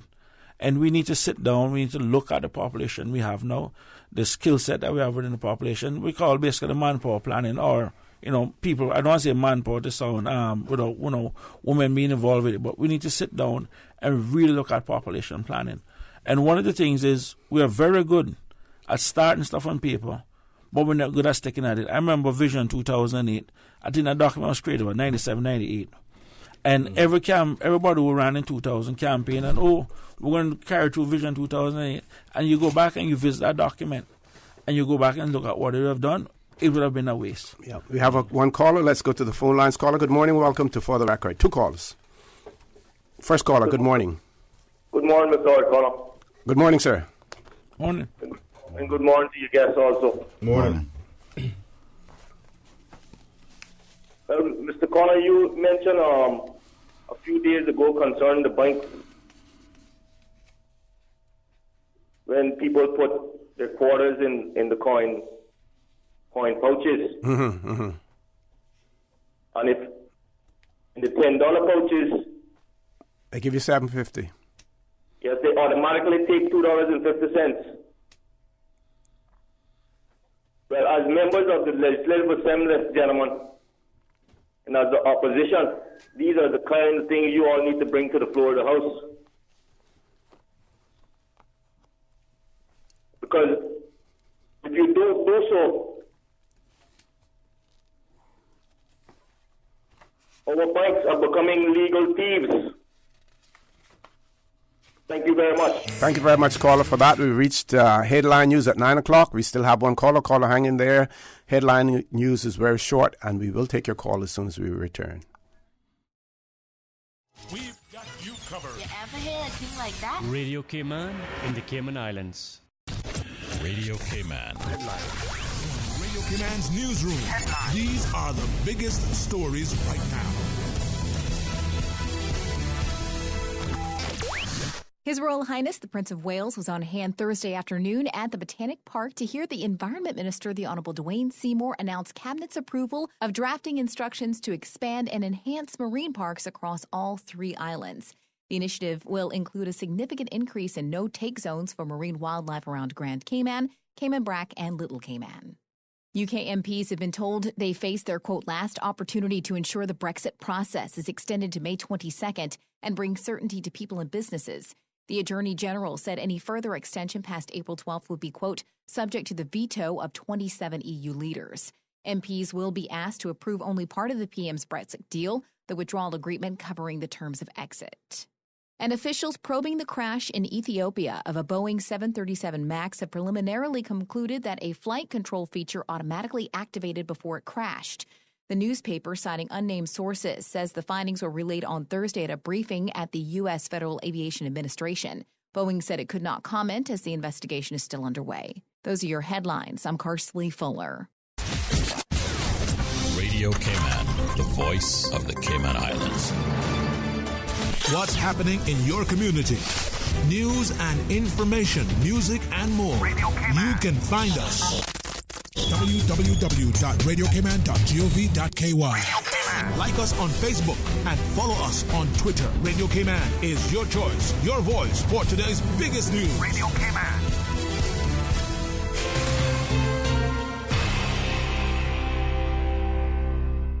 For the record, with Orrett Connor. Initiating system. For information that matter. For the record, with Orrett Connor. Continues right now on Radio Cayman. Good morning and welcome back to For the Record. We have one caller, and as promised, we're going straight to that caller. Good morning, caller. Welcome to For the Record. Hello, good morning. Good morning, sir. How are you? Good morning. Just fine. I hear some familiar voices, but I'm not sure how many or who are on there. Three of them. Mr. Suckoo, Mr. Mclean, and Mr. Saunders. Very good. Very good. Good morning, gentlemen. Morning. I just caught a little bit of the program there, and I heard the word pension being mentioned. That's okay, Mr. Billy. And that is a subject that has been neglected since the law came into effect in 1998. Every change that they make to that law makes it worse. I was attending, week before last, a conference in Fort Lauderdale on defined contributions and pensions generally. In the U.S., the people retiring, if you work 40 years, 40% of your pension is anticipated to come from the Social Security system, which is broke, by the way. And then the rest of it will come from private pensions. 401k and so forth. Right. And that is a system where robbery is going on as well, because the financial industry controls politicians. And here in Cayman, they are panicking up there because they realize more and more people do not have adequate pensions. So they're only looking to fund the additional 35% to take it up to about 75% for the private sector workers. And what have we done here? We've had a report since 2007 which said that the contribution rate is way too low. We have a government. You talked a while ago about violating laws. Now, we have a law called the Penal Code. Penal Code, read it, gentlemen, 100, 119, 121. Mr. O.C., if you could read it after I hang up, I would appreciate it, especially 119 and 121. And in our pension law, it says that there shall be, number one, a pension board. Number two, it also says that there should be an annual report. The last annual report submitted was 2007 and 8, and nobody has gone to jail. Last year, 2018, we didn't have a national pension board. They didn't have one meeting for 2018. Why is this? This is partially because we have never had a political pension champion. We have a political environmental champion in Mr. Wayne. Now, the robbery that has gone on, the pension workers of this country, our islands, pay $20 a year per pension plan that they're in to the government to provide services to ensure that Section 2 of the pension law, which says this law is for the establishment and maintenance of pension plans for the benefit of employees in the islands. It is the current regulatory regime is not fit for purpose. Every legislator is aware of it. When they revised the law, and I spoke to all the legislators about this, they had a provision in there where they were supposed to do a check, every pension plan, every 5 years, to determine the adequacy of pensions to provide a pension for people in retirement after a full working life. What did they do in Section 16?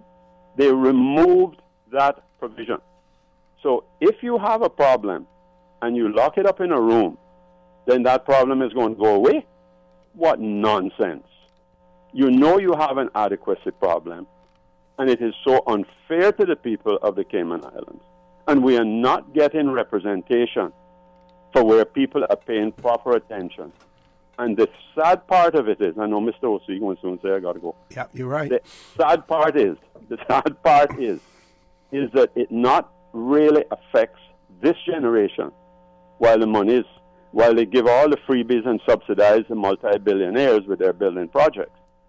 But the real crux of the matter is going to come on those that cannot defend themselves, the unborn.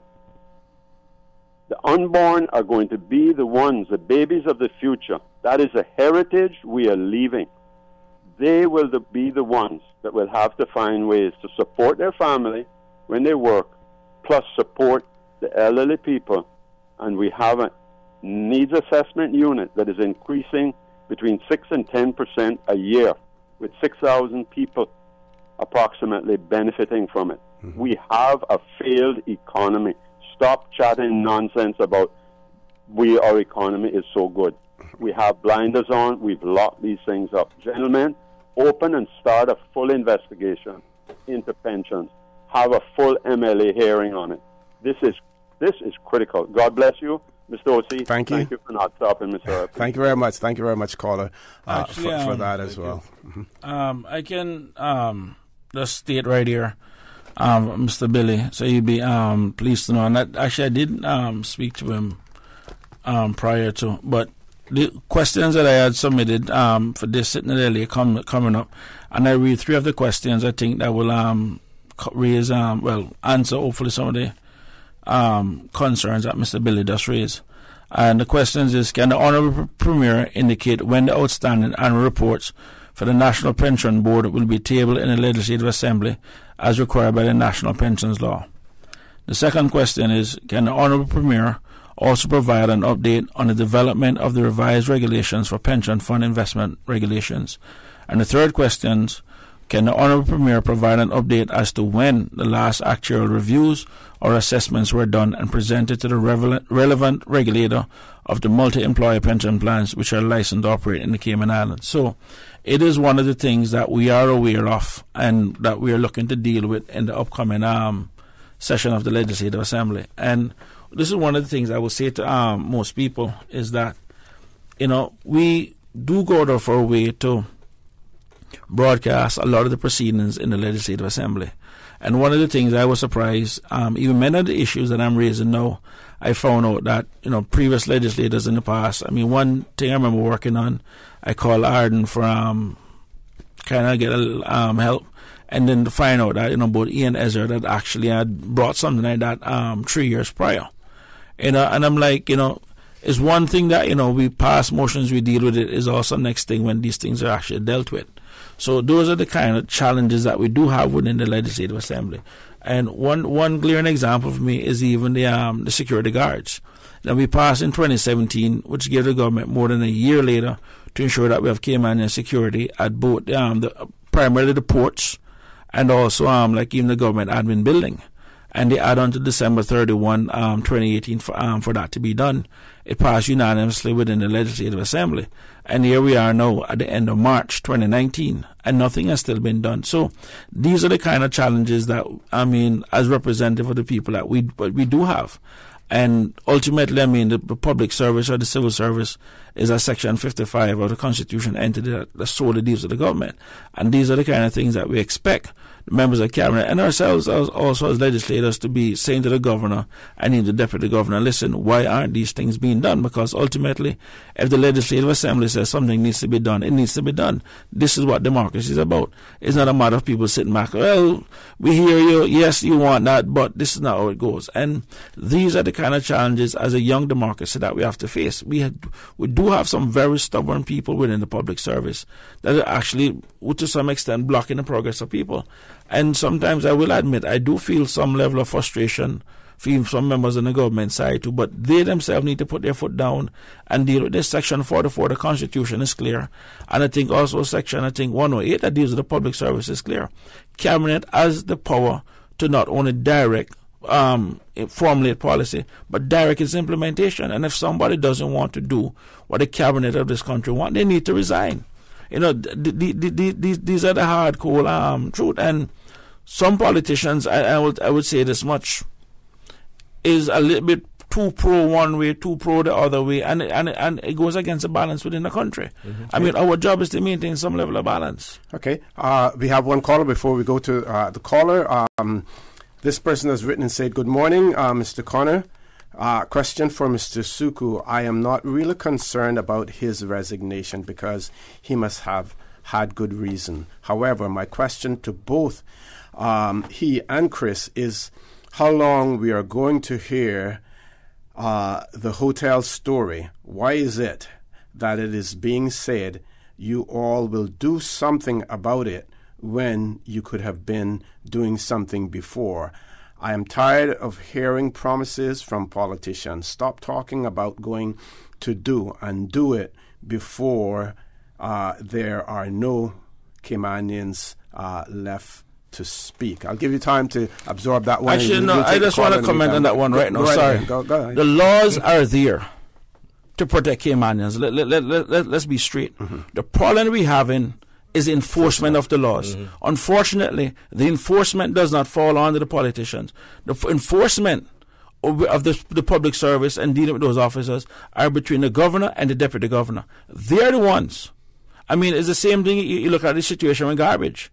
The money is voted, the resources are given to the department, but again, politicians don't get the blame when people aren't doing their jobs. Mm-hmm. And this is where the problem is. And the minute when people talk about politicians stepping up to do it, all of a sudden politicians want too much power. Mm-hmm. We're the one getting the blame, but we're basically responsible for it to be carried out. And until people are fired in this country for not doing their job, fired, not given big salaries and sent home, fired for incompetence, fired for misconduct, fired, many things will remain the same. Mm-hmm. So it's up to them to decide what it is that they want, but I'm going to tell you straight up, I've seen the frustration firsthand. Yeah, quick answer to that question. What I can do is report it. And yes. I have reported things repeatedly to the enforcement arm of immigration. Whether or not these things are followed up, I know there have been a few instances that I have reported things and they have been followed up and prosecutions have followed. But I don't know if every single incident gets followed up and gets dealt with. This latest hotel one, I have reported. Oh, see, we need a public execution for these companies that are doing bad by the Cayman people. Well, you know you can. I report too. I put it in writing because I'm not afraid for people to see my signature and that there is some injustice going on, and it takes the deputy governor 6 months to respond to you. Okay. We're going to go to a commercial break. We have one caller. We're going to ask that caller to hold on because two callers, actually, to give them time to talk. So we're going to take the break, and then we'll go to the phone calls. Please stay tuned for the record. We'll be back shortly. Since 1993, Rotary Central has worked diligently each year to provide quality bus shelters to our community. A traveling convenience to our school children, the elderly, young people going to work, guest workers, and visitors using the public bus. We, Rotary Central, help you, our advertisers, make it happen. Your marketing dollar travels a far way, positioning your message, your product, your services, your presence in over 83 bus shelters. Every dollar you spend, every advert you place helps to build another bus shelter, providing modest comfort for Cayman travelers. Reserve space now on the only billboard medium in the Cayman Islands. Email rotaryshelters@gmail.com. rotaryshelters@gmail.com. The Bus Shelters, a partner in community convenience. Another inspiration program by Rotary Central Cayman Islands. It's March Madness on all SUVs at BAM Motors, with SUVs starting as low as $20,500 and savings up to $6,000. Find the SUV that fits your budget and island living style. Choose between the roomy 4Runner, the bold Fortuner, the 7-seater Rush, or that Motors' #1 selling SUV, the RAV4, all from Toyota. Or choose the compact EcoSport from Ford. Save now on the best SUV deal ever from Vamp Motors, with savings up to $6,000 and SUVs starting at $20,500. Drive home the deal of the year during Vamp Motors March SUV sale. Vamp Motors, Walkers Road. This Easter weekend, the Cayman Islands will welcome the rest of the Caribbean, and you do not want to miss it. Carifta 2019 takes place at the Truman Bodden Sports Complex from April 20th to 22nd. Watch the region's most talented track and field athletes compete and come cheer on your Cayman athletes. Get ready to raise your flags at the Caribbean's biggest athletic event this Easter weekend. It's Carifta 2019. Tickets start as low as $10. On sale now at caymancarifta2019.ky. See you at the games. Carifta 2019. It's all about unity. Get your tickets now at caymancarifta2019.ky. Brought to you by the Cayman Islands Government, CUC, Salt Technology Group, the Cayman Islands Athletic Association, DART, Miracle Broker, Maples Group, Pinnacle Media, World Gym, and Radio Cayman. Headlines. With the latest headlines. Headlines. All the news when you want it. Tune in to Radio Cayman for hourly headlines of the day's top stories. One of Cayman's bright and shining young stars. Local, regional, international. Headlines. Turning to international news. Updates on the hour between 7 a.m. and 6 p.m. on weekdays. Radio Cayman News. Headlines. Your voice, your choice for today's biggest news. For the record with Orrett Connor. Initiating system. For information that matters. For the record with Orrett Connor. Continues right now on Radio Cayman. Good morning and welcome back to For the Record. We have two callers. First caller, good morning. Welcome to For the Record. Thanks for being so patient. Hello. Good morning, caller. Good morning, OC, and good morning to the panel there this morning. Good morning, sir. Good morning. I listened to some of it, but some of it got cut off of your show from my device. But I listened to some of the pension talk, and there is no champion for pension. Well, see, the reason why McKeown Bush got into politics because there was no social development in this country. Mm-hmm. The country was going pell-mell on financial services and tourism, but there was no housing, there was no sports facilities, there was no park facilities. There was no labor legislation. People were locking up Jamaicans in their cisterns when immigration came because they wouldn't give them work permits. And there were no pension benefits. People were going home after 40 years, holding their hand behind them, hoping to get something when they were leaving the door. My mother being one. I vowed that I was going to change some of that, and in 1980 I campaigned on it. Labor legislation, pensions, development for young people, scholarships, the whole works. 1984 I got elected, and one of the first motions I put was in the labor legislations and pensions. And I received a fight from every quarter in Georgetown. Chamber of Commerce being foremost. And who was the Chamber of Commerce? I just want to say, in regards to championing causes, you're not short of that, because I know I can say I started, and I know I can say that other people behind me have been fighting that battle as well. And I can say that my government has tried when I was in charge, and I can say that other governments have charged. But the truth is, OC, the people that burn down the fire stations are the ones that sit on the side of the road cussing government and cussing representatives about not putting out the fire. You know what I said this morning? What about the business sector in terms of pensions?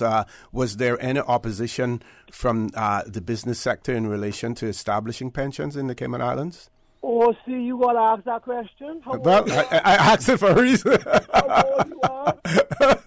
I know, but I want others to know it as well. The Compass, Caymanian, whatever that was at the time, the Compass, Caymanian Compass, and then you had the new Caymanian or whatever that was at the time, are replete with information week after week, fighting the Minister of Labour and fighting the member from West Bay because he was out there pushing for benefits, for labour benefits.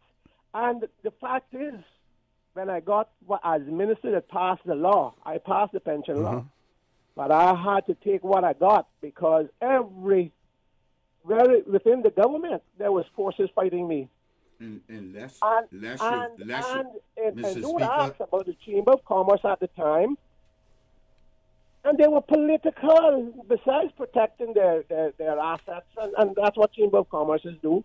So there's not a worry about that. The only thing about that, Caymanians didn't realize that somebody was standing up for them and fighting for them. And I know I wouldn't get everything, as I usually do when I ask for something. I ask for much more to know that I will get something. And as I said, there were no women were going back to work 4 weeks after they had they delivered. We got all that changed, and the labor benefits have been changed and upgraded, not to where I think some of it should be today. Pensions are the same thing. I did not support Social Security because I do not believe that our island, it has a huge enough population base, and what has proven it to me otherwise. In taking Social Security and some pension systems over the world, internationally, and you look at some of them, you see how much they have failed. So I did not support a Social Security, but I supported getting Caymanians and Caymanians and other people, but workers here, something when they were leaving work because they had nothing. As I said, people had worked 40 years and more in Cayman and had nothing.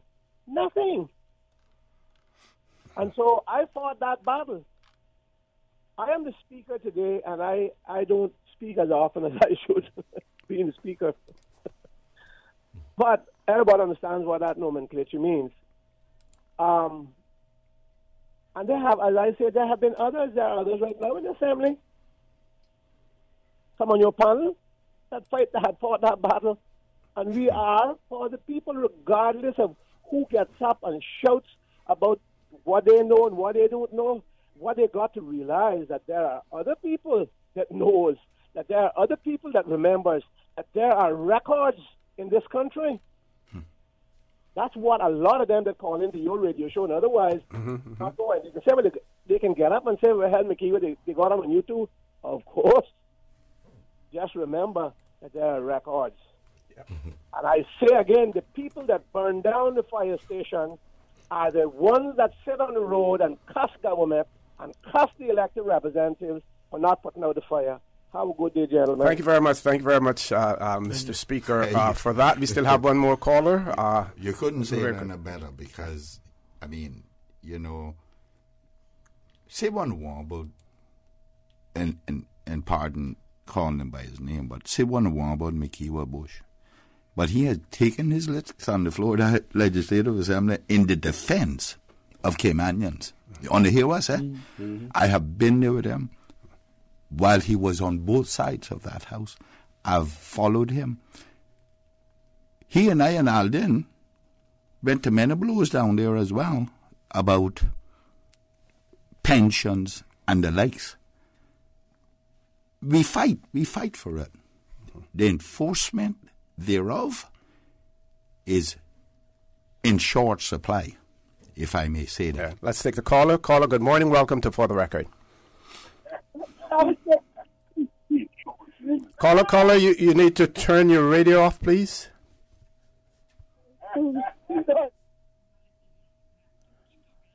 Okay. One of our listeners has written. Before you move down, I just want to comment. I remember that day that the speaker spoke about. I was actually in government in Glass House, and he had his town hall meeting. And I remember when he came back from that town hall meeting, this is when, you know, Glass House, we had all the ministers park onto that spot between Raider Cayman and Glass House. And we were in church just sitting down and watched him lead. He came in, and he came out of his car, and he leaned on the back of the car for about a good 15 minutes. And I remember saying, boy, he took some licks on that town hall. He literally just leaned on the back of the car. So, you know, politics aside, I mean, at the end of the day, you have to give Jack his jacket. And he has made a fight. And what people needs to understand is that just as though we are sitting here trying to make people's lives better, they need to also recognize, and this is the part they don't see, and I'm speaking from a boardroom standpoint, is that there are people sitting in boardrooms thinking of ways in which not to give you anything, ways in which to take more money out of your pocket. And these are the invisible forces that we are fighting, that we're aware of, that they may not see. And this is the challenge for us. And these are powerful people with a lot of money, have a lot of lobbying power, and I can tell you, it is not easy. And I can tell you many a times, that challenge is it's worldwide, really. Yeah, you know, you see it in almost every jurisdiction. Let's grab the call. Where does the responsibility lie to correct it? Okay. It lies in that funny-shaped building right down in the middle of Georgetown. Okay, we're going to take the callers. First caller, good morning, welcome to For the Record. Good morning, caller, welcome to For the Record. Good morning, caller, welcome to For the Record. Good morning. Morning. Good morning to you, panel. Good morning. Morning, dear. Good. Mr. Saunders, I think I saw something on Facebook or the local news in regards to retirement, you know, would I'm not sure the right word, should go into 70 or would be nice to go into 70? No. It's not a matter of that. The main issue is that, first of all, the Constitution is clear. There is no set retirement age in Cayman. You can't discriminate against people. And what's happening right now, especially in the private sector, where the premium for a person 65, 70-year-old in terms of even health insurance compared to a much younger person is one where it is so large in terms of the difference that a lot of people are just not hiring a lot of people who are basically can still produce, can still be productive. So it doesn't stop anyone from retiring early. Now, the early retirement option remains. What we don't want is people who still want to continue to work being forced out. And that is what we're trying to stop. I mean, I look at Mr. Gilbert Mclean, I look at Mr. Anthony Eden, I look at even Dr. Steve Macfield. I mean, guys. I look at OC. Yeah. Are you looking at me for? Yeah. I mean, to sit down and just say to somebody that after you reach a certain age, you have no more use or more value to society, I just think is wrong. Yeah. Caller, you still there? And that is what it is that we're trying to stop now. I was surprised when I was doing the research for this that there are many companies within the private sector that, well, I should say more companies than I expected in the private sector that literally add no retirement age. And what I'm open for at a minimum, and this actually got on my radar, is that one bank actually give loans up to 70. But they were saying to me, the person I was speaking to, well, Chris, we don't really look at civil servants for the simple fact that they stop at 65. Mm-hmm. You know what I mean? So those public service employees were actually also being affected also. Mm-hmm. So what we're looking for is not just a matter of telling people to go work till they die, but rather, if you want to continue to work, you should be able to continue to work. Mm-hmm. If you're a woman with a mortality rate of 84 and you're being forced out at 65, what do you expect you to do for the next 19 years? I mean, gardening is fine, but especially if you want to go out, but someone shouldn't be holding that against you. Caller, you still there? Caller? Yes, I'm there. I'm here. Mr. Saunders, I agree in what you're saying there, and I was thinking about it, and I say, pension and retirement should be a person's choice. Yep. Mm-hmm. You know, so I will leave it at that. I think it should be a choice. Thank you very much. And we agree with you there, but no one should be forced retired. But judges are up to But judges up to 70 now. Yeah. 70, yeah. But 70 also, not 72. Yeah. Okay, we're going to take a commercial break. Folks, please stay tuned for the record. We'll be back shortly. Since 1993, Rotary Central has worked diligently each year to provide quality bus shelters to our community. A traveling convenience to our school children, the elderly, young people going to work, guest workers, and visitors using the public bus. We, Rotary Central, help you, our advertisers, make it happen. Your marketing dollar travels a far way. Positioning your message, your product, your services, your presence in over 83 bus shelters. Every dollar you spend, every advert you place helps to build another bus shelter, providing modest comfort for Cayman travelers. Reserve space now on the only billboard medium in the Cayman Islands. Email rotaryshelters@gmail.com. rotaryshelters@gmail.com. The Bus Shelters, a partner in community convenience. Another inspiration program by Rotary Central Cayman Islands. Don't miss these incredible savings at Brand Source Home Gallery. Save 20% off store-wide for 4 days only. March 26th, 27th, 29th, and 30th. Save 20% on appliances, kitchen and bath fixtures, vanities, kitchen cabinets, custom closets, mattresses, furniture, and housewares. Just in time to spruce up your home for spring. It's the Brand Source Home Gallery store-wide savings event, March 26th through 30th. Save 20% on everything store-wide at Brand Source Home Gallery, Industrial Park. Call 623-5000 for details. The 2019 Spring Labor Force Survey is currently being conducted by the Economics and Statistics Office. The Labor Force Survey collects data on unemployed and employed people. Trained interviewers with ESO ID cards will visit randomly selected households in all districts. The interviews are confidential in accordance with the statistics law. No individual data will be published or disclosed. Survey data are exempt from freedom of information. For more details, please call the ESO on 516-3329.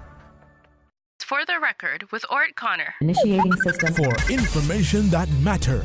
For the record, with Orrett Connor. Continues right now on Radio Cayman. Good morning and welcome back to For the Record. We have one caller and we're going to make that caller the last caller, but I also have to give equal attention and equal time to those who choose to write in as well. And we have one person wrote and said it is quite useful to hear Mr. MLA Chris Saunders talking about GDP and related to per capita. The person goes on to say, "Pardon me for not realizing this, but I was surprised to hear it said at the Pedro St. James event yesterday that we are now the most populous of the British overseas territories. At 60,000, I did not see this as a source of pride, but rather one of great concern. In my opinion, Caymanians are being more and more outnumbered and disenfranchised. When will this madness stop? I shudder to think of the possible results." Another writer has said, Mr. Saunders' point, the unemployment is blatant. Certain employers keep using the overqualified excuse. If an applicant, knowing full well that they are overqualified for a position, applies for it, they obviously need to bring home an income.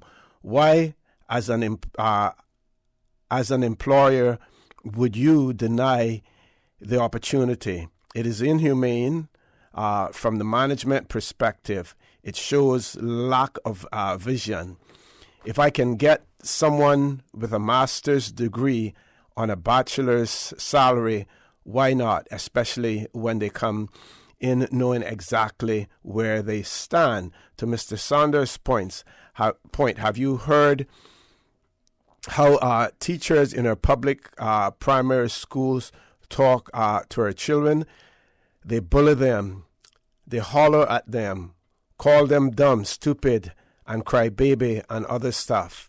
And if they are not grasping a concern, yes, that's what they shame them. If they're not grasping a concept, they shame them in front of their peers. So the kids start bullying each other, their siblings at home, their neighbors and friends during play, etc. It needs to be addressed. There is a book called How to Talk to Kids. How to talk to kids will listen, and how to listen so children will talk. Then the person talks about pensions. The government pensions plan does not provide an itemized statement quarterly or even annually. The private sector providers do. We know exactly if we made money or lose money with the public service pensions. You are clueless. These statements just tell you how much the money is taken from your salary they receive, but you do not know where it was invested. I tend to disagree with that because the public pensions they do provide much more information in relation to it, and there are ways of accessing that as well. And I will get that information from the Public Service Pension Board, and I will share that with our listening and viewing audience at a future date as well. I just want to comment on one part of that about this and this thing about the person overqualified, and they still won't give them the job. Oh, so you know, you and I spent quite a while in New York, and me going in school, you were going to university doing political science, I believe it was, right? Mm-hmm. And I was doing marine engineering. I became a marine engineer at a very young age, went to sea, rose to the point of making $5,000 per month at a very young age. Should have invested all that then. But anyway, came home and started working for CUC at less than $200 a week, $198 a week. Mm-hmm. And you know what I was doing? Counting inventory. I was a clerk in the warehouse. Of course, a boy had semi-potential, and called me one day and said, listen, I understand you're an engineer. I said, yeah. He said, well, have you ever rewired motors? I said, yeah. And from that day, I went over into the rewiring shop and started rewiring motors. That's how you get in at the bottom floor. And I can attest to the fact that there are Caymanians. I know nobody must question me now, because he who feels it knows it, who have degrees in particular fields and do not get the opportunity. Okay, let's go to the phone lines. Caller, good morning. Welcome to For the Record. No, we kept you for a long time. Thanks for being so patient. Yes, sir. Good morning, Mr. O.C. and all the rest there. Raymond Scott here. I've been having numerous questions about the economic factors of cargoes that transit into the Cayman Island area. Yeah. Numerous questions concerning it. So I have news today to all of those people that from tomorrow morning until Monday morning, it is a historic day involving the Cayman Island waters, with 11 of the world's biggest tankers from the second biggest to the sixth biggest transiting our waters. Tomorrow morning, south of 12 Mile Bank is the first one with 2 million from Saudi Arabia. Then onward, we have the second largest Japanese tanker in the world, Theodore Regawa, at 1,115 feet by 196. Any of those coming to the Cayman Islands? Pardon? Any of those ships bringing anything to the Cayman Islands? Nothing, nor they're traversing our Cayman Island water. Yes, sir. And American crude oil exports is among it 6 million barrels. That is in 3 tankers going out from Texas to Japan and Korea. 6 million of American crude oil and 6 million of imported oil to the U.S., 4 million from Ras Tanura, and 2 million from Iraq. That's 6 million coming in, 6 million going out, and there is empty tankers among the 11 coming from China, Korea, and Japan straight to Texas to load to go right back. And the interesting thing, the third biggest ship in the world is among this, the Olympic Lion, which is owned by the Onassis family company at 1,111 feet long. She is the third biggest. Thank you very much, caller, for that. We want to thank you for all those statistics. Sounds as if the shipping lanes are going to be pretty busy around the Cayman Islands. We're going to take one more caller because I believe this is a person who celebrated a birthday a few days ago. Good morning, caller. Welcome to For the Record. Yes, indeed, I did. Good morning, gentlemen. I try not to follow the preceding act of my wife calling because she's much more frequent. And a reason why I'm not a regular visitor or a listener to the show anymore is because I am, although 71, I am working and by choice. Mm-hmm. And I would say this. As to the quality of my work, you would have to check with my superiors. But the point is that employers ignore the senior labor at their peril. And I give you a couple reasons. One, having retired at the legal limit of my previous profession, which I knew was coming up, I had a financial plan for my life. Of course, increasing cost of life and unexpected issues and some mistakes in investment forced me into a situation where I was looking for the opportunity to earn some more money, and it is welcome. The point that I'm trying to make is that I no longer need the full income I had when I was, building a family, building a career, building a life. I can exist, and I would say right now probably easily at half of what I was earning before. Not saying I was spending all of it, I was saving substantial amounts, but I can now exist on half the income, freeing up, hopefully doing a full person's labor. I'm hopeful that I am delivering that.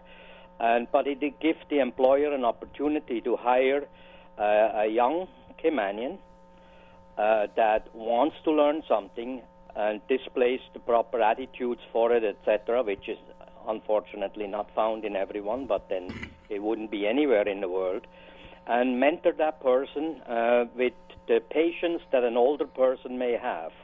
And we all realize when we get older that young people are slightly different, and we maybe need to take a little bit more time. We also have a little broader spectrum of analysis of seeing what makes a person tick. So we can say, well, if this didn't work to motivate or train this person in this particular skill, let's try something else. If Muhammad can't go to the mountain, maybe the mountain can go to Muhammad. Yes.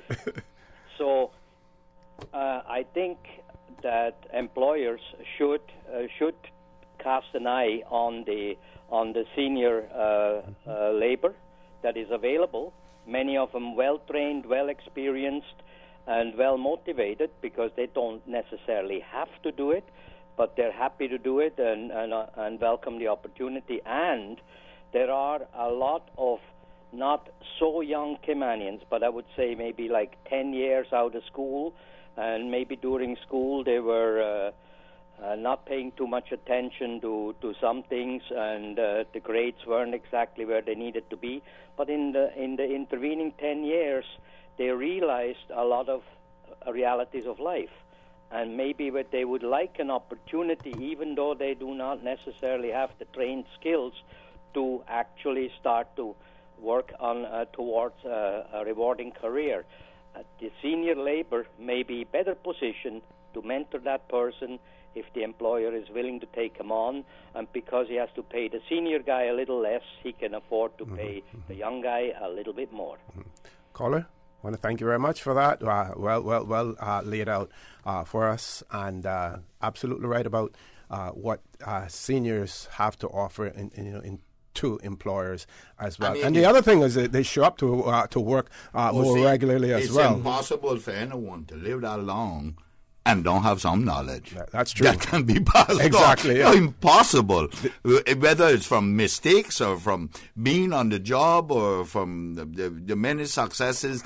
And you know your success can only be measured by the amount of risk and mistakes you make, Exactly. We're going to take, this is going to be our last commercial break. When we return, we're closing off the phone lines because we still need to hear from Mr. Alva Suckoo in relation to his reasons for his resignation, and we want to hear about this new political party and how many members are going to be in it as well. Folks, please stay tuned for the record. We'll be back shortly. At Seaboard Marine, customers often ask us questions about their shipments. Hi, I'm thinking of buying a car from the States. Which port do you ship out of? Hi, we ship out of Miami, Houston, and Brooklyn. Just let us know your port of choice and we can provide you with a quotation and answer any questions you may have on ensuring and protecting your vehicle during its journey. Shipping shore to shore, Seaboard. Since 1993, Rotary Central has worked diligently each year to provide quality bus shelters to our community.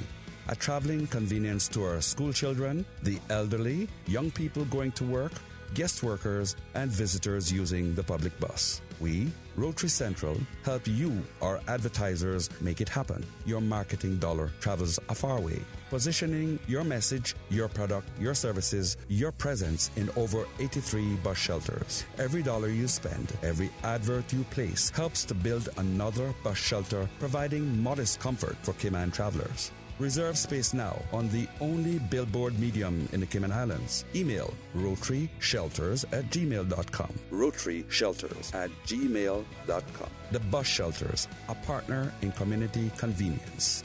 Another inspiration program by Rotary Central Cayman Islands. Hello, I'm Joseph Woods, the Acting Port Director. Our port facility is the hub of the Cayman Islands commerce and economic activity, handling $658 million in imported goods annually. From groceries to construction materials, all sectors of our economy depend on the port. But it is now 40 years old. Its infrastructure is degrading, and we feel the strain from insufficient space for both cargo and cruise operations. The time is now. A new expanded port facility is needed to allow both cargo and cruise to operate efficiently and to support our island's continued growth and development. Support the port, support our tourism, support Cayman's continued growth and development. For the record, with Orrett Connor. Initiating system. For information that matters. For the record, with Orrett Connor. Continues right now on Radio Cayman. Good morning and welcome back to For the Record. I'm going to just read the question that was posed by the listener one more time. It says, for Mr. Suckoo, why did you resign as Deputy Opposition Leader? Is there a reason why you haven't spoken about it publicly? And for all your guests there, are you all going to join the alliance announced by Mr. Miller, and is he the leader of it? Okay, well, and I'll start by saying why I haven't addressed this issue up until now. And it's primarily because when I did resign and I met with Mr. Miller, I told him I wasn't going to comment. I left it open for him to say what he had to say and communicate the message out. Since then, OC, I've had quite a bit of pressure on me, especially constituents, to give some explanation. And I think it's inevitable that it would come to this point. What I will say is that I'm speaking for myself. These two gentlemen on the other side of me have their own mouths, and they will say what they have to say, and I will ask them, and I'm saying this with the greatest respect to Mr. Miller as well. But I will ask them, because Arden always says to me, sometimes he'll say, your memory is really bad. So if I get anything jumbled up, I know he will correct me. But see, it's just become untenable for me to remain in the post. And I'll explain why. The first reason is that when we first formed the opposition, which is recognized by the Constitution, and I was chosen as deputy, we started off down that road. Quite recently, we then got into a situation where Mr. Miller announced the formation of the pending formation of the Caymanian People Alliance. Now, that puts me in a position where, should I choose to not be a part of that alliance, it has been merged, sort of morphed with the opposition. I don't see how, on the surface, I could continue as deputy of the opposition if I wasn't going to continue in building this alliance. That's my thinking. But it goes a bit deeper than that, because over the past few months and since that announcement, me as deputy have observed the functioning of the opposition hasn't been what it should be. For various reasons, and I can get into a lot of detail on the underlying reasons. But I've been concerned that, we're not doing things that we should be doing. Some people didn't come to meetings and so on. People didn't seem encouraged. Not me. You can say me. I didn't come to meetings. You Well, can say me. yeah, Mr. Saunders didn't come to meetings. People just didn't feel. I felt that people were drifting. Yeah. So I raised this with Mr. Miller, and I said, as your deputy, I need to let you know that, I think we have some concerns, some of them around leadership. And I'm kind of summarizing. How that conversation went is that I gave a commitment to him, an undertaking, that as his deputy, I would meet with the other members of the opposition. And I would come back to him with basically an outline of, where we are. And if there were leadership issues or whatever, we would then have to go and deal with it. I met with these gentlemen individually, and we discussed the issues. What came out of those conversations, Mr. Connor, was that there was no majority support for Mr. Miller to remain as leader of the opposition. Okay. I then went back to him, as I had undertaken to do, and said, look, I communicated that message to him. We then all met with him, minus Mr. Eden. Yes. And discussed the issues and why we had these concerns. I won't go into detail on those. But the message was communicated to him that we wanted to make a leadership change. Mr. Miller then refused to accept that. And therefore, as his deputy, and I joined in that decision, okay, I'll take full responsibility. I agreed with it. As his deputy, I can no longer continue in that role. I have joined in a decision to ask him to step down. So the honorable thing to do now, because he said he was not accepting that decision, is for me to remove myself, and that's what I have done. It's unfortunate, and like I said, I'm not going into all the vivid details, but to give a high-level overview of where we are. The other concern I had personally is that Mr. Miller made it clear to me that he would continue to build the Cayman People Alliance. He would move forward with that, and he plans to run 19 candidates. Now, if I am not going to be part of that, by virtue of removing myself, clearly, that I'm not included in that 19, and he's going to obviously be looking to field a candidate against me in Newlands. So again, I cannot remain in that post because the opposition has now become merged with the alliance. It's just untenable for me to remain there as his deputy. And those are the reasons. I'm saying all this very carefully because I don't want anyone to feel I'm throwing Mr. Miller under the bus, but I'm giving the facts as they happen, as I recall them. And I owe it to my constituents to give an explanation. I've had numerous people call me and see me on the street and ask me. I've tried to keep as quiet as possible to give him the opportunity to speak first, out of respect. But I just have to clear the air and say this is where we are. Okay, now you all may not want to answer this now, but from a constitutional standpoint in relation to the selection of the leader of the opposition, he was selected on the basis of you being the largest group. If he's by himself now, well, there wasn't any other group. There wasn't any other group. Okay, but now there is a group. There's a group of three, possible group of three. Will there be any constitutional move then to choose another leader? Well, OC, one of our difficulties with the Constitution, and we made some mistakes in it, so let's just own up to them. There are no provisions to remove the leader of the opposition.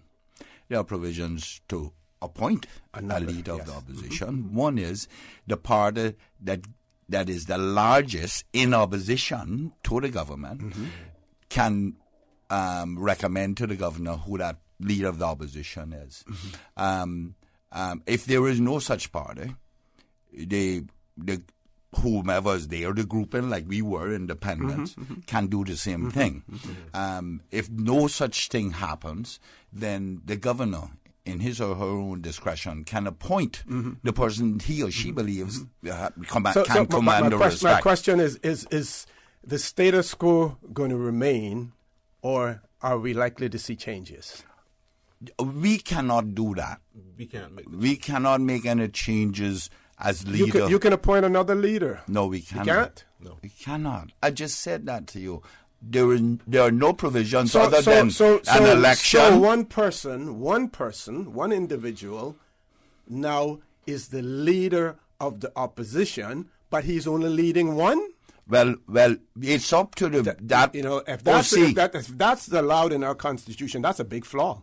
OC. I'm being, devil's advocate. Things up here OC, the post of the leader of the opposition becomes vacant if he or she resigns, and at an election, it becomes, when the House is dissolved, really, and one other one. But that does not include anyone else. Now, there are two different institutions we're talking about, two different entities. You're talking about the official opposition. Any group or groupings in opposition to the majority is opposition. Okay? So we are the opposition. We are independent members as oppositions, but we decided amongst us that one person would be appointed leader of that opposition, and that leader of the opposition appointed a deputy to assist. That's how it goes. Okay? Now, as independent members, it does not mean that is a party, because there are no parties registered, which makes up the opposition. Yeah. Let's disperse with all of the technical constitutional part of it. But we have to consider it. But Mr. Suckoo said that he asked the leader of the opposition to resign, and he refused to resign. So do. Yes, so do. So you're saying that the three of you have no other means other than asking him to resign. There's no other means. None. And you've taken legal advice on that? Absolutely. Not only that, this happened before in 2015. 15. Because BVI has a similar constitution, similar provisions in their constitution, and we saw change there. Similar provisions. Well, listen. Almost verbatim. Mr. Miller and I were independent members. There was two factions in the legislature from 2013. It was UDP, 3 members, and me and Mr. Miller, 2 independents. Right? The then governor came to me to take over leader of the opposition. I wouldn't do it. Anyway, be that as it may, let's go past that. We, 3 of the government, walked the aisle. You know what I mean? Walking the aisle. Most people might not know what it is, but you walk across. They walk straight across the aisle. That means you're changing sides. Very quickly. That left 5 of us, which is more than the UDP at the time, and not a soul said word about it. Mm-hmm.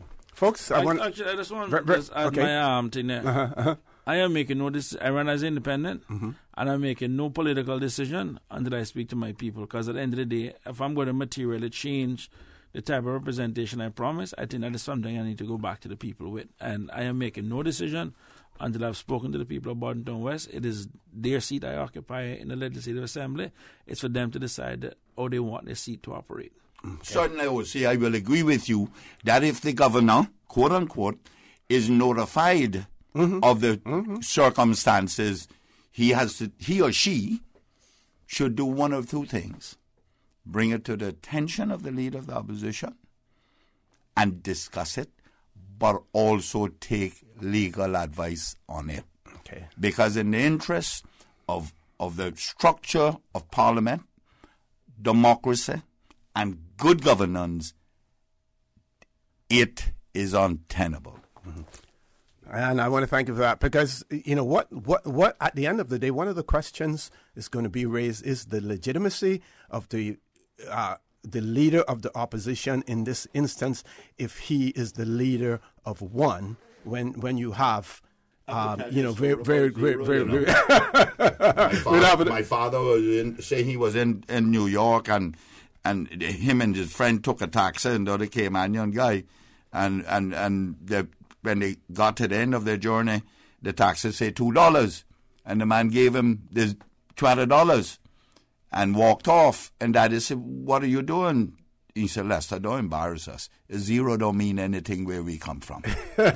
Folks, I want to thank you. We're way beyond time. I want to thank you for allowing Radio Cayman, and by extension, for the record, into your homes, into your vehicles as you traverse the busy roads of the Cayman Islands, into your places of work, whether it be an office cubicle or if you're working in the outdoors. Also want to remind you that we are our brothers and our sisters' keepers. There is always someone out there who's less fortunate than we are, and I ask you to extend a helping hand to them. If you can't do that, then I suggest you donate to a worthy charity, because we always want to consider those who need, not necessarily those who want or even those who crave.